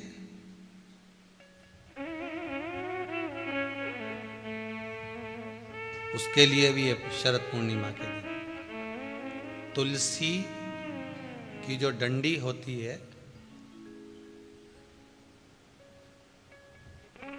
तुलसी जैसे बेलपत्र की जो ये डंडी है, ऐसे ही तुलसी का जो पत्ता होता है, उस पत्ते की जो डंडी होती है, उस डंडी को चंद्रमा को देखा जाता है। उस डंडी की जो कोर होती है, उस कोर को दृष्टि से मिलाया जाता है। शरद पूर्णिमा की रात्रि ठीक 12 बजे आप चंद्रमा की, जैसे चंद्रमा का भाग, उस चंद्रमा के भाग को आप उस डंडी के भाग से निहारने का प्रयास करिए। महाराज घर में आइए, घी का दिया लगाइए, उस घी के दीप को लगाने के बाद पूर्णिमा के दिन उस पर एक प्लेट थोड़ी तिरछी कर रख दो, जिससे उसकी कालोच, काई की, उस दीप की, घी के दीप की कालोच उस प्लेट पर आ जाए। थोड़ी सी कालोच ले लीजिए, 5-10 मिनट में आ जाएगी। उसको गाय के घी में मिलाकर आंखों में सुरमा लगाकर रात्रि को सो जाइए।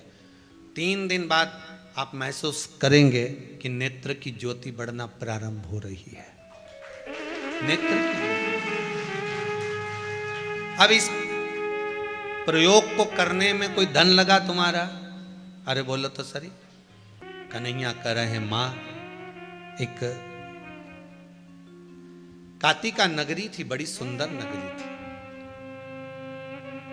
उस कातिका नगरी में चंद्रहास नाम का राजा निवास करता था।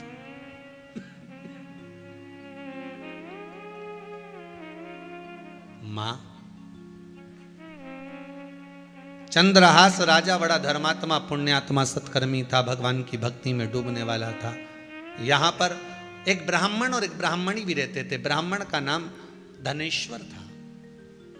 भगवान कृष्ण कह रहे हैं मां, वो धनेश्वर ब्राह्मण की धर्म पत्नी बड़ी ज्ञानवान, बड़ी विद्वान थी। इनके यहां कोई कमी नहीं थी, कोई कमी नहीं। बहुत ध्यान दीजिएगा महाराज, जितनी भी पुराण उठाकर देखोगे, जितने भी शास्त्र उठाकर देखोगे, हर कथा में जब कथा शुरू होती है तो उसमें लिखा आता है एक गरीब ब्राह्मण था। बोलो सही है कि गलत है? पर पूर्णिमा की कथा उठाकर देखोगे तो उसमें लिखा है धनेश्वर नाम का ब्राह्मण बड़ा धनपति था।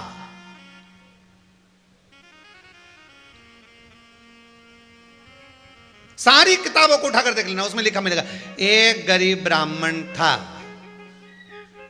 सत्यनारायण जी की भी देख लो, उसमें भी लिखा है।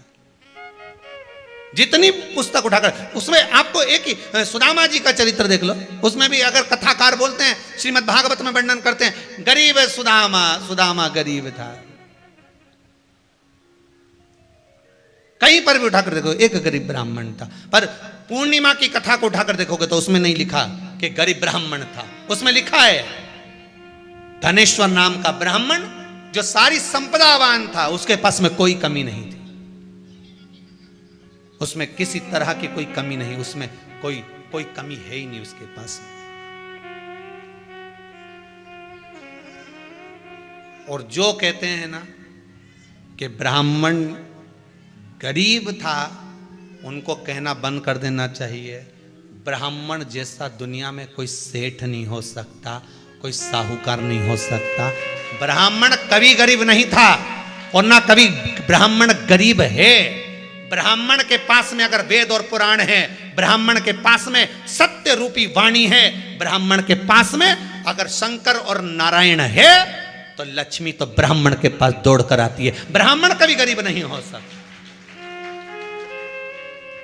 ये कहने वालों को बंद कर देना चाहिए कि गरीब ब्राह्मण था। गरीब ब्राह्मण नहीं, उसके पास में वेद और पुराण है। जिसके पास में तिजोरी खुद हो, वो गरीब कहां से हो सकता है? हाँ, ब्राह्मण जैसा सेठ नहीं हो सकता जो अपनी तिजोरी का माल रोज लुटाता है। रोज शास्त्र पुराण वेद पढ़ पढ़ के लोगों को लुटा रहा है। लो ग्रहण करो, लो धनपति तुम बनो। ब्राह्मण गरीब नहीं होता। सारी पुस्तकों में लिख दिया एक गरीब ब्राह्मण था, पर पूर्णिमा की पुस्तक में लिखा, पूर्णिमा की कथा में लिखा, शिव महापुराण में पूर्णिमा के चरित्र में शास्त्र वर्णन कर रहा है। ये शरद पूर्णिमा की कथा का, शरद पूर्णिमा के उपलक्ष्य में जो पूर्णिमा शिव महापुराण की कथा चल रही है, उसमें भगवान कृष्ण माता यशोदा से कर रहे हैं। एक धनेश्वर नाम का ब्राह्मण जिसकी यहां कोई कमी नहीं थी, सारा सुख उसके जीवन में था, सारी संपदाएं उसके पास में थी, सब कुछ था। एक दिन राजा चंद्रहास ने धनेश्वर को बुलाया।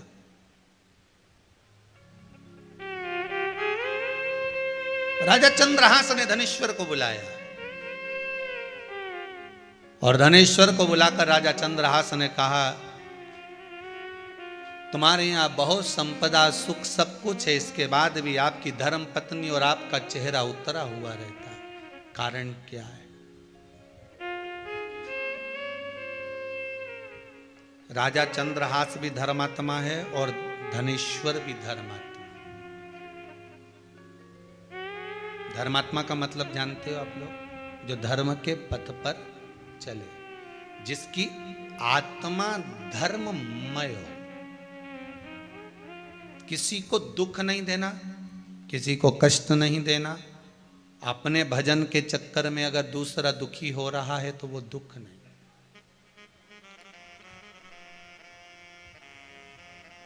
अपने चक्कर में किसी को कष्ट नहीं होना चाहिए।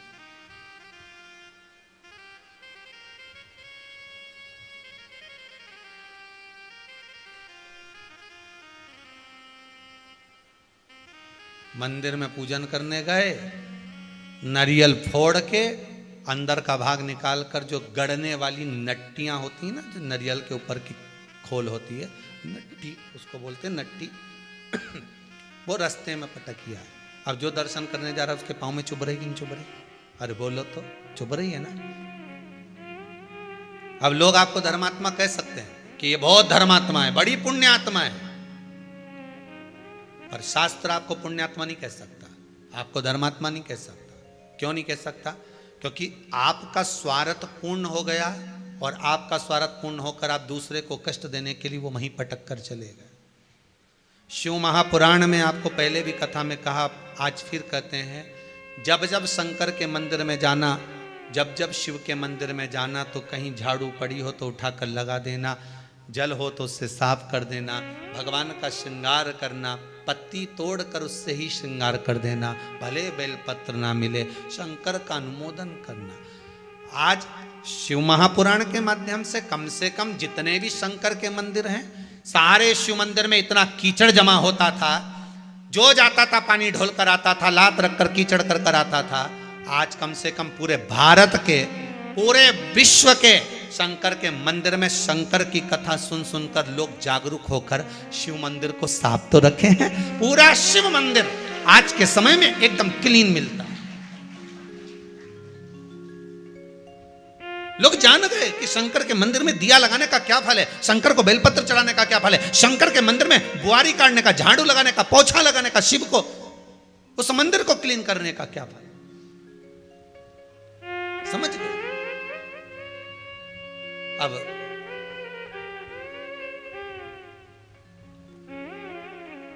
महाराज नयन जल था, धनेश्वर को बुलाया राजा चंद्रहास। राजा चंद्रहास ने पूछा, तुम्हारा चेहरा बहुत उतरा हुआ है, आपका चेहरा बड़ा उतरा है, आपकी धर्म पत्नी का चेहरा भी जो इतना सुख है उसके पास में तो क्यों उतरा है। तो राजा चंद्रहास बड़ा धर्मात्मा था और धनेश्वर भी धर्मात्मा थे, ब्राह्मण है, धर्मात्मा भी हो।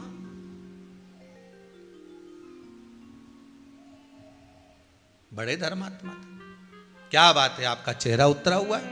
प्रभु कारण केवल एक है, सारा सुख भगवान ने दिया, संपदा भी दी, दौलत भी दी, सत्ता भी दी, सारा वैभव हमको दिया है, पर भगवान ने गोदी में संतान नहीं दी है, गोदी में संतान नहीं दी।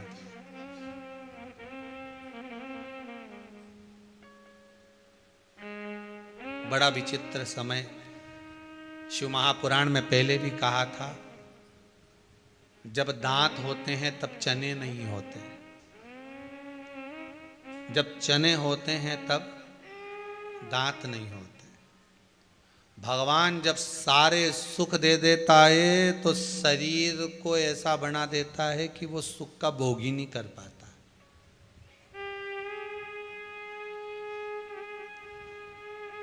जब सारा धन घर में आ गया, संपदा घर में आ गई, सुख आ गया, सोचा था अब मैं बद्रीनाथ जाऊंगी, मेरा मनोकामना पूरी हो गई, मैं केदारनाथ जाऊंगी, अब मेरे पास में पैसा आ गया, अब मेरा बेटा मुझे ले जा सकता है, अब मेरे घर में गाड़ी आ गई, अब मेरे घर में बंगला आ गया, सब कुछ हो गया, मेरी बहू आ गई, पोता पोती हो गया, अब मैं फ्री हो गई, कुबेरेश्वर धाम जाऊंगी, कथा सुनूंगी।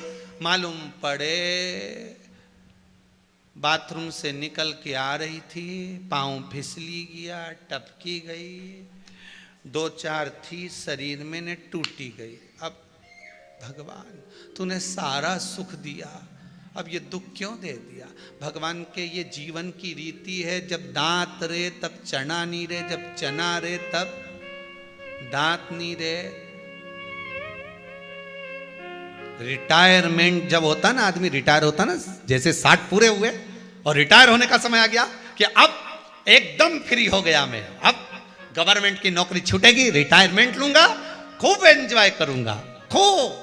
और जिस दिन से रिटायरमेंट लेके आया, 2-3 दिन विचार करता रहा कि बद्रीनाथ जाऊं कि काशी जाऊं कि जगन्नाथ जाऊं कि यहाँ जाऊं कि वहाँ जाऊं। और रिटायरमेंट लेके आया था, घर के प्रपंचा में ऐसा पड़ा, सारे दोस्त तो इंतजार कर रहे थे कि रिटायरमेंट की पार्टी देगा, खूब आनंद रहेगा, दाल बाफला खिलाएगा, न लड्डू खिलाएगा, न इमरती खिलाएगा। पर जब से रिटायरमेंट लेके आया, बापड़ा वो खुद ही नहीं खा पा रहा है, वो कहीं तुम्हें खिलाएगा। कितना अरमान सोचा था, फ्री हो जाऊंगा तो ये करूंगा, फ्री हो जाऊंगा तो ये करूंगा, बस जैसा वो वैसे अपन, बस भगवान जन्म दे दे एक बार, तेरा हाथ जोड़ता हूं, एक बार पृथ्वी पर आ गया, भजन करूंगा, भजन करूंगा, भजन करूंगा। जैसे ही पृथ्वी पे आया, भोजन करूंगा, भोजन करूंगा, भोजन करूंगा। और भजन तो गायब हो गया ना, भोजन चालू हो गया। बचपन खेल में खोया, जवानी नींद भर सोया, और बुढ़ापा देख कर रोया। बचपन में नहीं कर पाया तो जवानी में मेरे को करना क्या है, भजन करूंगा। ऐसा उलझा, ऐसा उलझा कि जवानी भी निकल गई, अधेड़ी आया, अब भजन करूंगा, बच्चों में इतना उलझ गया, कमाने में इतना उलझ गया, फिर सोचा बुढ़ापे में करना ही क्या है, माला पकड़ूंगा न राम नाम जपूंगा। इके क्या मालूम था कि कोरोना आ जाएगा, निपटा के चला जाएगा। क्या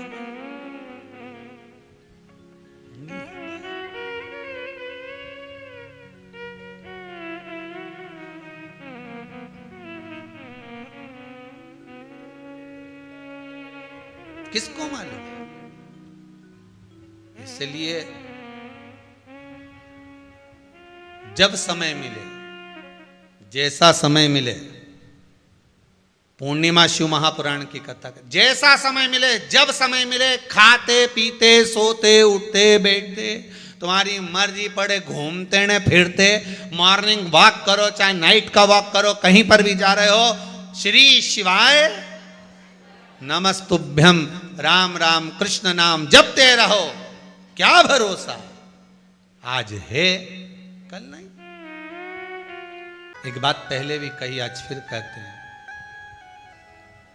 कोई सदगुरु, कोई संत, कोई साधु, कोई तपस्वी, कोई साधक बड़ी मुश्किल से मिलते हैं। अगर कहीं का असली संत जीवन में मिल जाए तो महाराज वो जीवन को संवार देता है।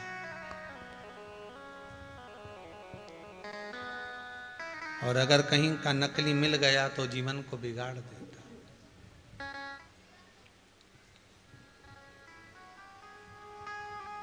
असली संत मिले जीवन में, कोई रामकृष्ण परमहंस जैसा, कोई संत तुकाराम जी जैसा, कोई नामदेव जी, कोई मीरा जैसा, कोई रविदास जी जैसा,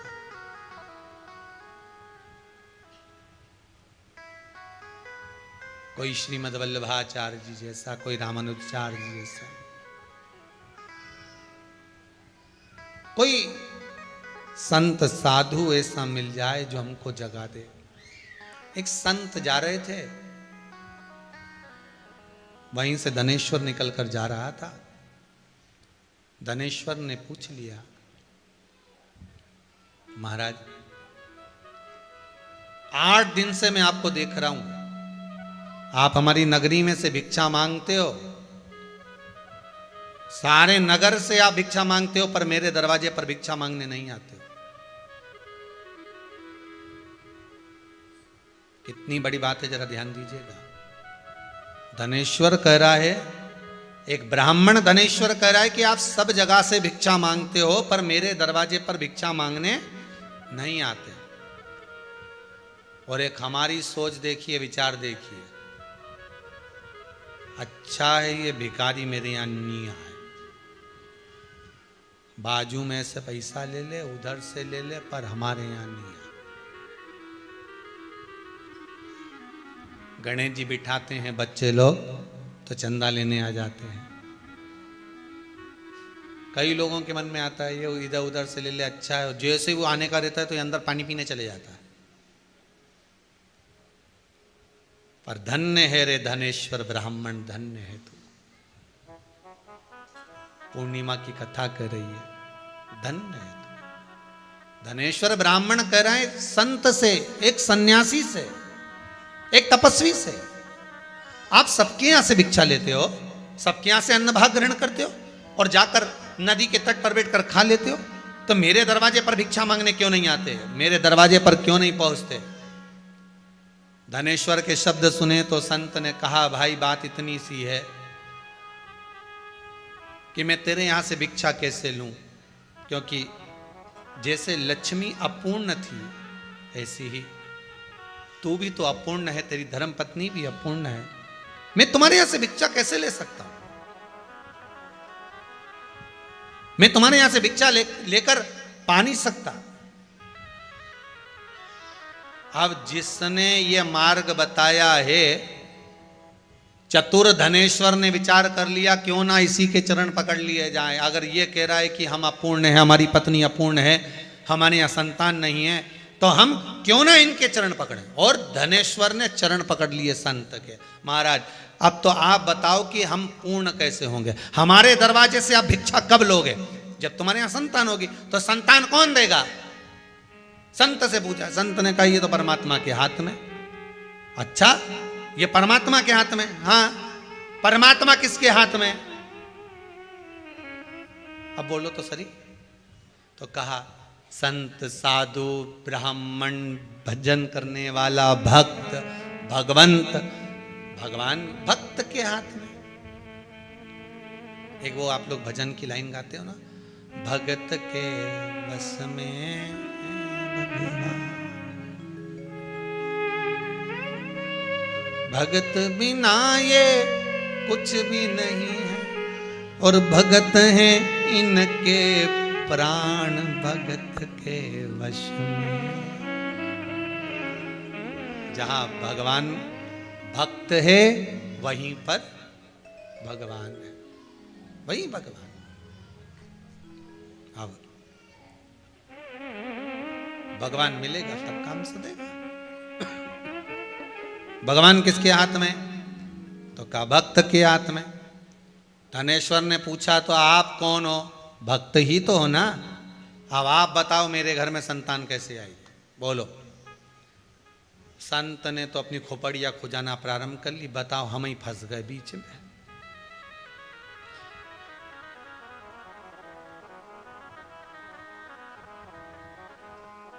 जो अक्ल देता है ना, मंदिर में ऐसी आ गए, हाँ कपूर नहीं लाए, भूल गए, कपूर तो होना जरूरी है। अच्छा, काय से आए हो? पैदल।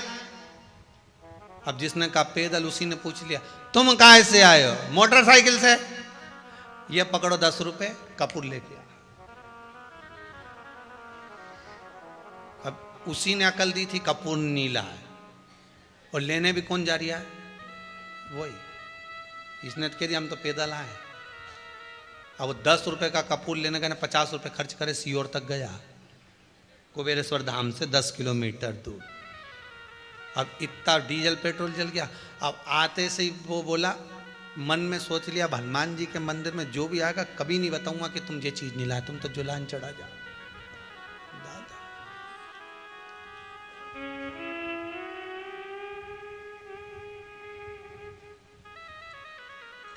पंडितों ने अगर एक आध सामान ज्यादा लिखा दिया जजमान को, ये लेकर आना, दुर्वा लेके आना, दुर्वा ले आना, ये ले आना, वो ले आना। जजमान भी सोचता है तो फिर बाद में कहते महाराज जी आप कहाँ रहते हो? बस तो आते आते दुर्वा ले आओगे क्या? महाराज जी सोचे बताओ, अपन ने तो इसको बताया था, ये उल्टा अपने ऊपर छोड़ दिया। धनेश्वर ने चरण पकड़ लिए संत के,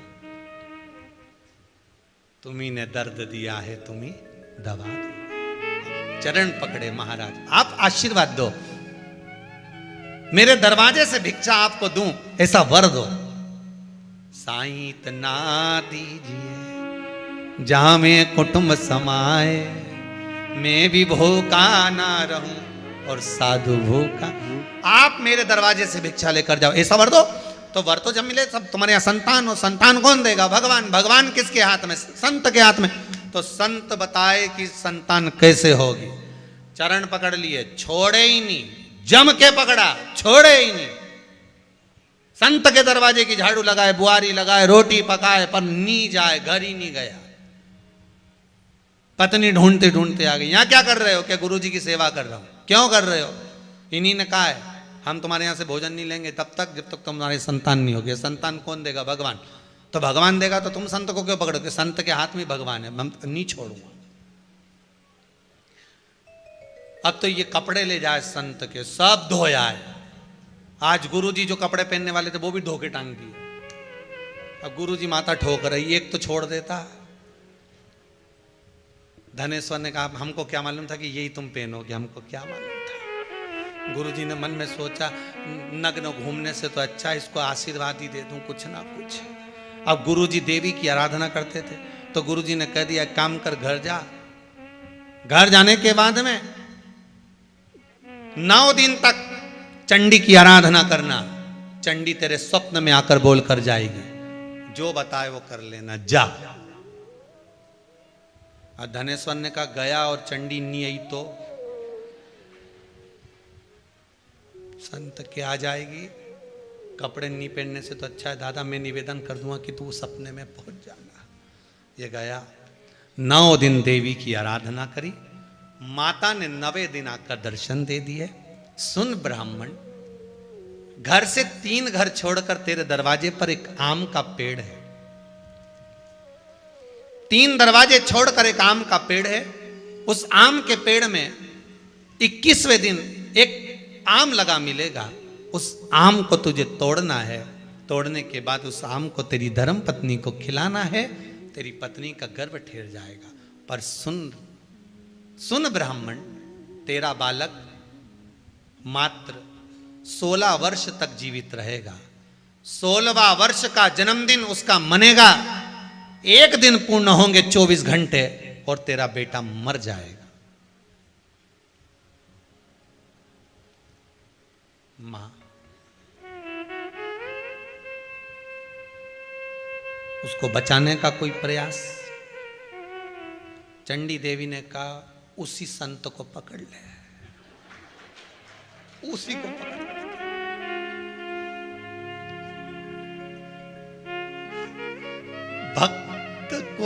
भक्त भगवान का रास्ता दिखाता है और भगवान भक्त का रास्ता दिखाता है। भगवान ऊपर से आके कभी नहीं बोलेगा कि तुझे दुख ज्यादा है ना तो तू वहां चली जा। भगवान कभी आकर नहीं बोलेगा, भगवान किसी भक्त के माध्यम से कवर करवा देगा।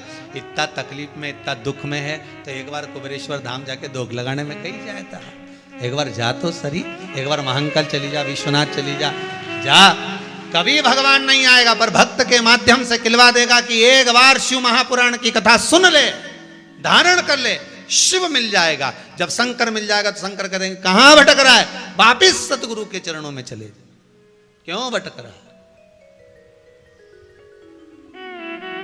अब ये गया, 21वें दिन इसके फल भी मिल गया। अब वो फल लगा ऊपर, कोई ऐसे ही फल मिल जाएगा? अब आम के पेड़ पे 4-5 बार चढ़ा गिरा, चढ़ा गिरा, पर वो फल हाथ में नहीं। बहुत प्रयास किया।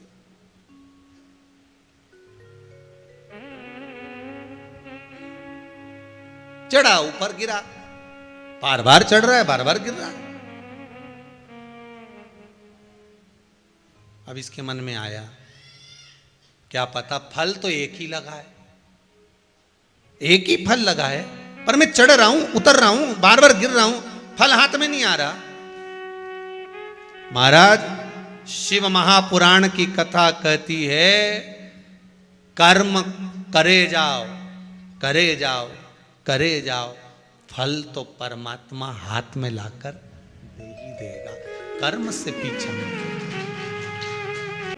कर्म करो। ऊपर चढ़ा, नीचे गिरा, फिर चढ़ा, फिर गिरा, फल हाथ में नहीं आया, बड़ा हताश हो गया। जब बार बार आप किसी काम को कर रहे हो और हार जाते हो, बहुत प्रयास करा आपने, हार गए, बहुत प्रयास करा। आपके लिए एक निवेदन है, किसी एग्जाम में आप बार बार बैठ रहे हो, नहीं हो रहा, शरद पूर्णिमा आ रही है, मात्र 7 चावल के दाने लीजिए, उसको केसर के इत्र में, केसर के इत्र में उसको भिंगा लीजिए, या कोई भी इत्र जो तुम्हारे घर में हो, उस 7 दाने चावल के जो तुम्हारे घर में इत्र हो उसमें भिंगा लीजिए। एक सफेद पुष्प हाथ में रखो। पूर्णिमा की रात्रि को शिव मंदिर खुला हो तो शिव मंदिर में चढ़ा दो, नहीं खुला हो तो बेलपत्री के वृक्ष के नीचे अपनी कामना कर कर चंद्रमा को देखकर छोड़ दीजिए। 25 बार आपने प्रैक्टिकल करा, 25 बार आपने सीए का एग्जाम दे दिया, इसका एग्जाम दे दिया, उसका एग्जाम दे दिया, इंटरव्यू दे दिया, नहीं हो रहा, एक बार कर कर देखो। और एक बार करने के बाद में पूर्णिमा तक का, अगली पूर्णिमा का इंतजार करो, बाबा चाहेगा तो आपके कार्य सफल कर ही देगा। वो कुबेरेश्वर मेरा शिव, मेरा ओघड़ी, मेरा दयालु दातार करुणा कर ही देगा। करना उसी को है जो इंटरव्यू दे रहा है, जो परीक्षा दे रहा है। नहीं तो मालूम पड़े बेटी इंटरव्यू दे रही और माँ चढ़ाने चली गई, बेटा चढ़ाने चले जाए। नहीं, जो जो चाहता है कि मेरा ये काम होना है वही चढ़ा।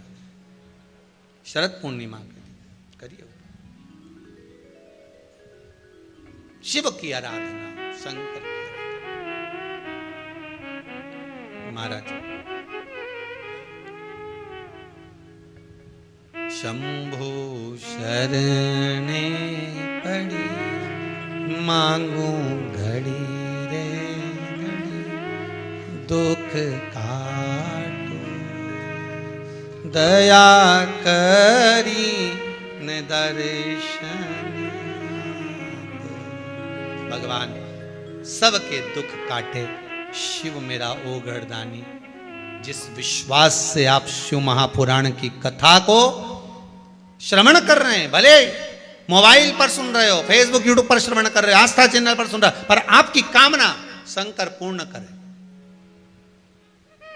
और जो जो कामना लेकर बैठे हो, मैं तो भगवान से विनय करूंगा, हे भगवान शरद पूर्णिमा की यह कथा अवस्थी परिवार भोपाल और गुप्ता परिवार छत्तीसगढ़ के द्वारा जो संपूर्ण विश्व श्रवण कर रहा है, बाबा ऐसी कृपा करना, ऐसा वैभव जितने श्रोता हैं इनको भी इतना धन देना कि आने वाले समय में अगली शरद पूर्णिमा की कथा ये भी कराएं। ऐसी कृपा इन पर कर, खूब दे,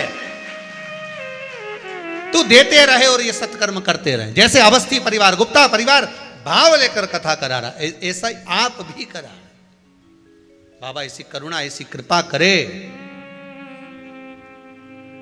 शंभु शरणे पड़ी मांगू घड़ी रे घड़ी, दुख काटो दया करी ने दर्शन आपो। बाबा सारे दुख काट दे, सारे दुख। महाराज धनेश्वर चढ़ रहा है, गिर रहा है, दुनिया है। एक बार अगर पास नहीं हुए तो ये जरूरी है कि हताश होकर बैठ जाओगे। एक बार आगे बढ़े हो सकता है नहीं हुआ होगा, हारना मत। हारिए ना हिम्मत बिसारिए ना राम, करे जाओ अपना काम। कर्म करते रहो, करते रहो, और बाबा से विनय भी करते रहो। आस का दीपक बाबा बुझने ना दे,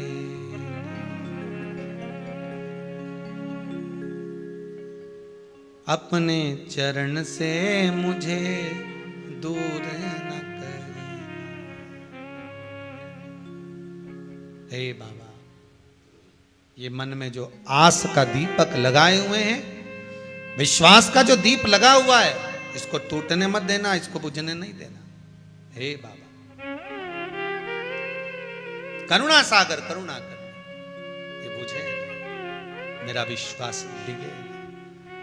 फिर चढ़ा फिर उतरे, फिर चढ़े फिर उतरे, हारे नहीं। धनेश्वर हारा नहीं है, धनेश्वर हारा नहीं। अब करूं क्या? संत को ढूंढने गया, फल लगा है पेड़ पर, फल लगा है। ढूंढने गए संत को कि संत मिल जाएं और उनसे पूछूं कि माताजी आशीर्वाद तो देकर चली गई और कहा कि 21वें दिन ये पेड़ पर आम लगा होगा, फल लगा होगा, उस फल को तोड़ना है और अपनी धर्म पत्नी को खिलाना है। तो ये तो समझ में आ रहा है, पर करें क्या? अब वो फल कैसे प्राप्त होगा, ये कल की कथा में श्रवण करेंगे। धनेश्वर को वो फल कैसे मिलेगा, ये कल की कथा में श्रवण करेंगे। भगवान शिव महापुराण की कथा के अंतर्गत भगवान ब्रह्मा को जो अर्धनारीश्वर स्वरूप का दर्शन भगवान शंकर ने दिया है, उस दर्शन का, झांकी का दर्शन अपन यहाँ कर रहे हैं। अर्धनारीश्वर भगवान पधार रहे हैं, उनका दर्शन करेंगे। आज की कथा को यहाँ विराम की ओर लेंगे। शरद पूर्णिमा के दिन सुंदर आनंद के साथ अमृत खीर महोत्सव मनाएंगे। भाव भक्ति से खीर का प्रसाद यहाँ चलेगा। भाव भक्ति से जो लोग सहयोग दे रहे हैं उनको लिए बहुत बहुत साधुवाद, धन्यवाद। सुंदर भगवान की झांकी का दर्शन कर कर, पूजन कर कर आरती का क्रम प्रारंभ करेंगे।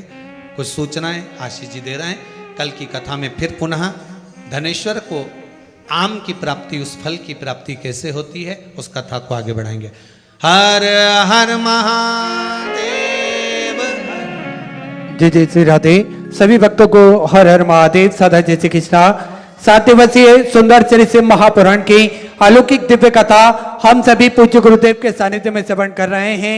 दूसरे दिवस की कथा हम सभी ने श्रवण करी और एक मार्गदर्शन हम सभी को प्रतिदिन पूज्य गुरुदेव के सानिध्य में कथा के माध्यम से प्राप्त होता है।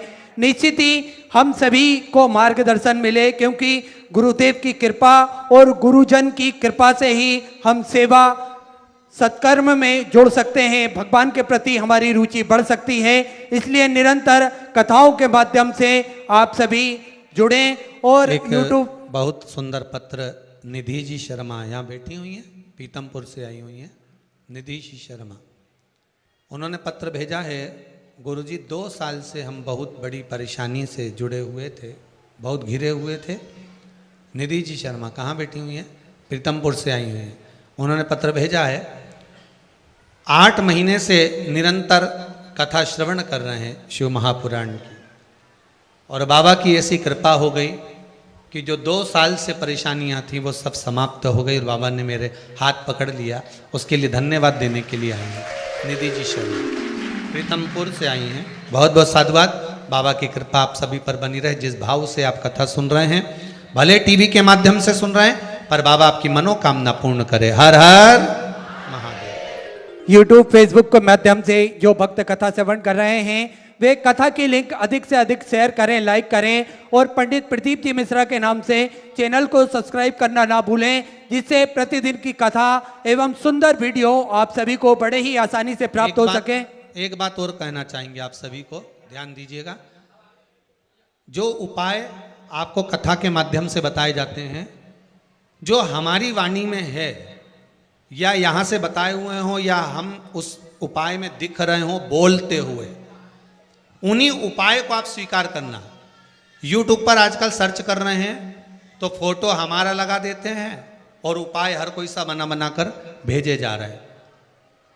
यदि आप उनके उपाय को करते हैं और आपको लाभ नहीं होता तो आप हमें दोष ना दीजिएगा, क्योंकि हम जो उपाय बताते हैं मन से नहीं, शिव पुराण के सारी पुराणों में से बताते हैं। अब लोग फोटो हमारा लगा दिए YouTube में और उपाय खुद के मुख से बता रहे हैं। आप YouTube पर निकालेंगे तो आपको लगता है कि गुरुजी के उपाय हैं, वो कर लेते हो और आपको उसका फल नहीं मिलता। बाद में आप कहते हो कि हमने उपाय कर लिया।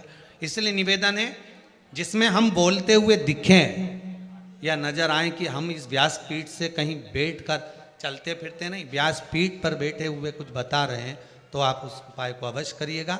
पर फोटो दिख रहा है और बोल कोई रहा है, बता कोई रहा है, उपाय कोई बता रहा है, तो ऐसे उपाय का कोई महत्व नहीं महाराज। हर हर महादेव।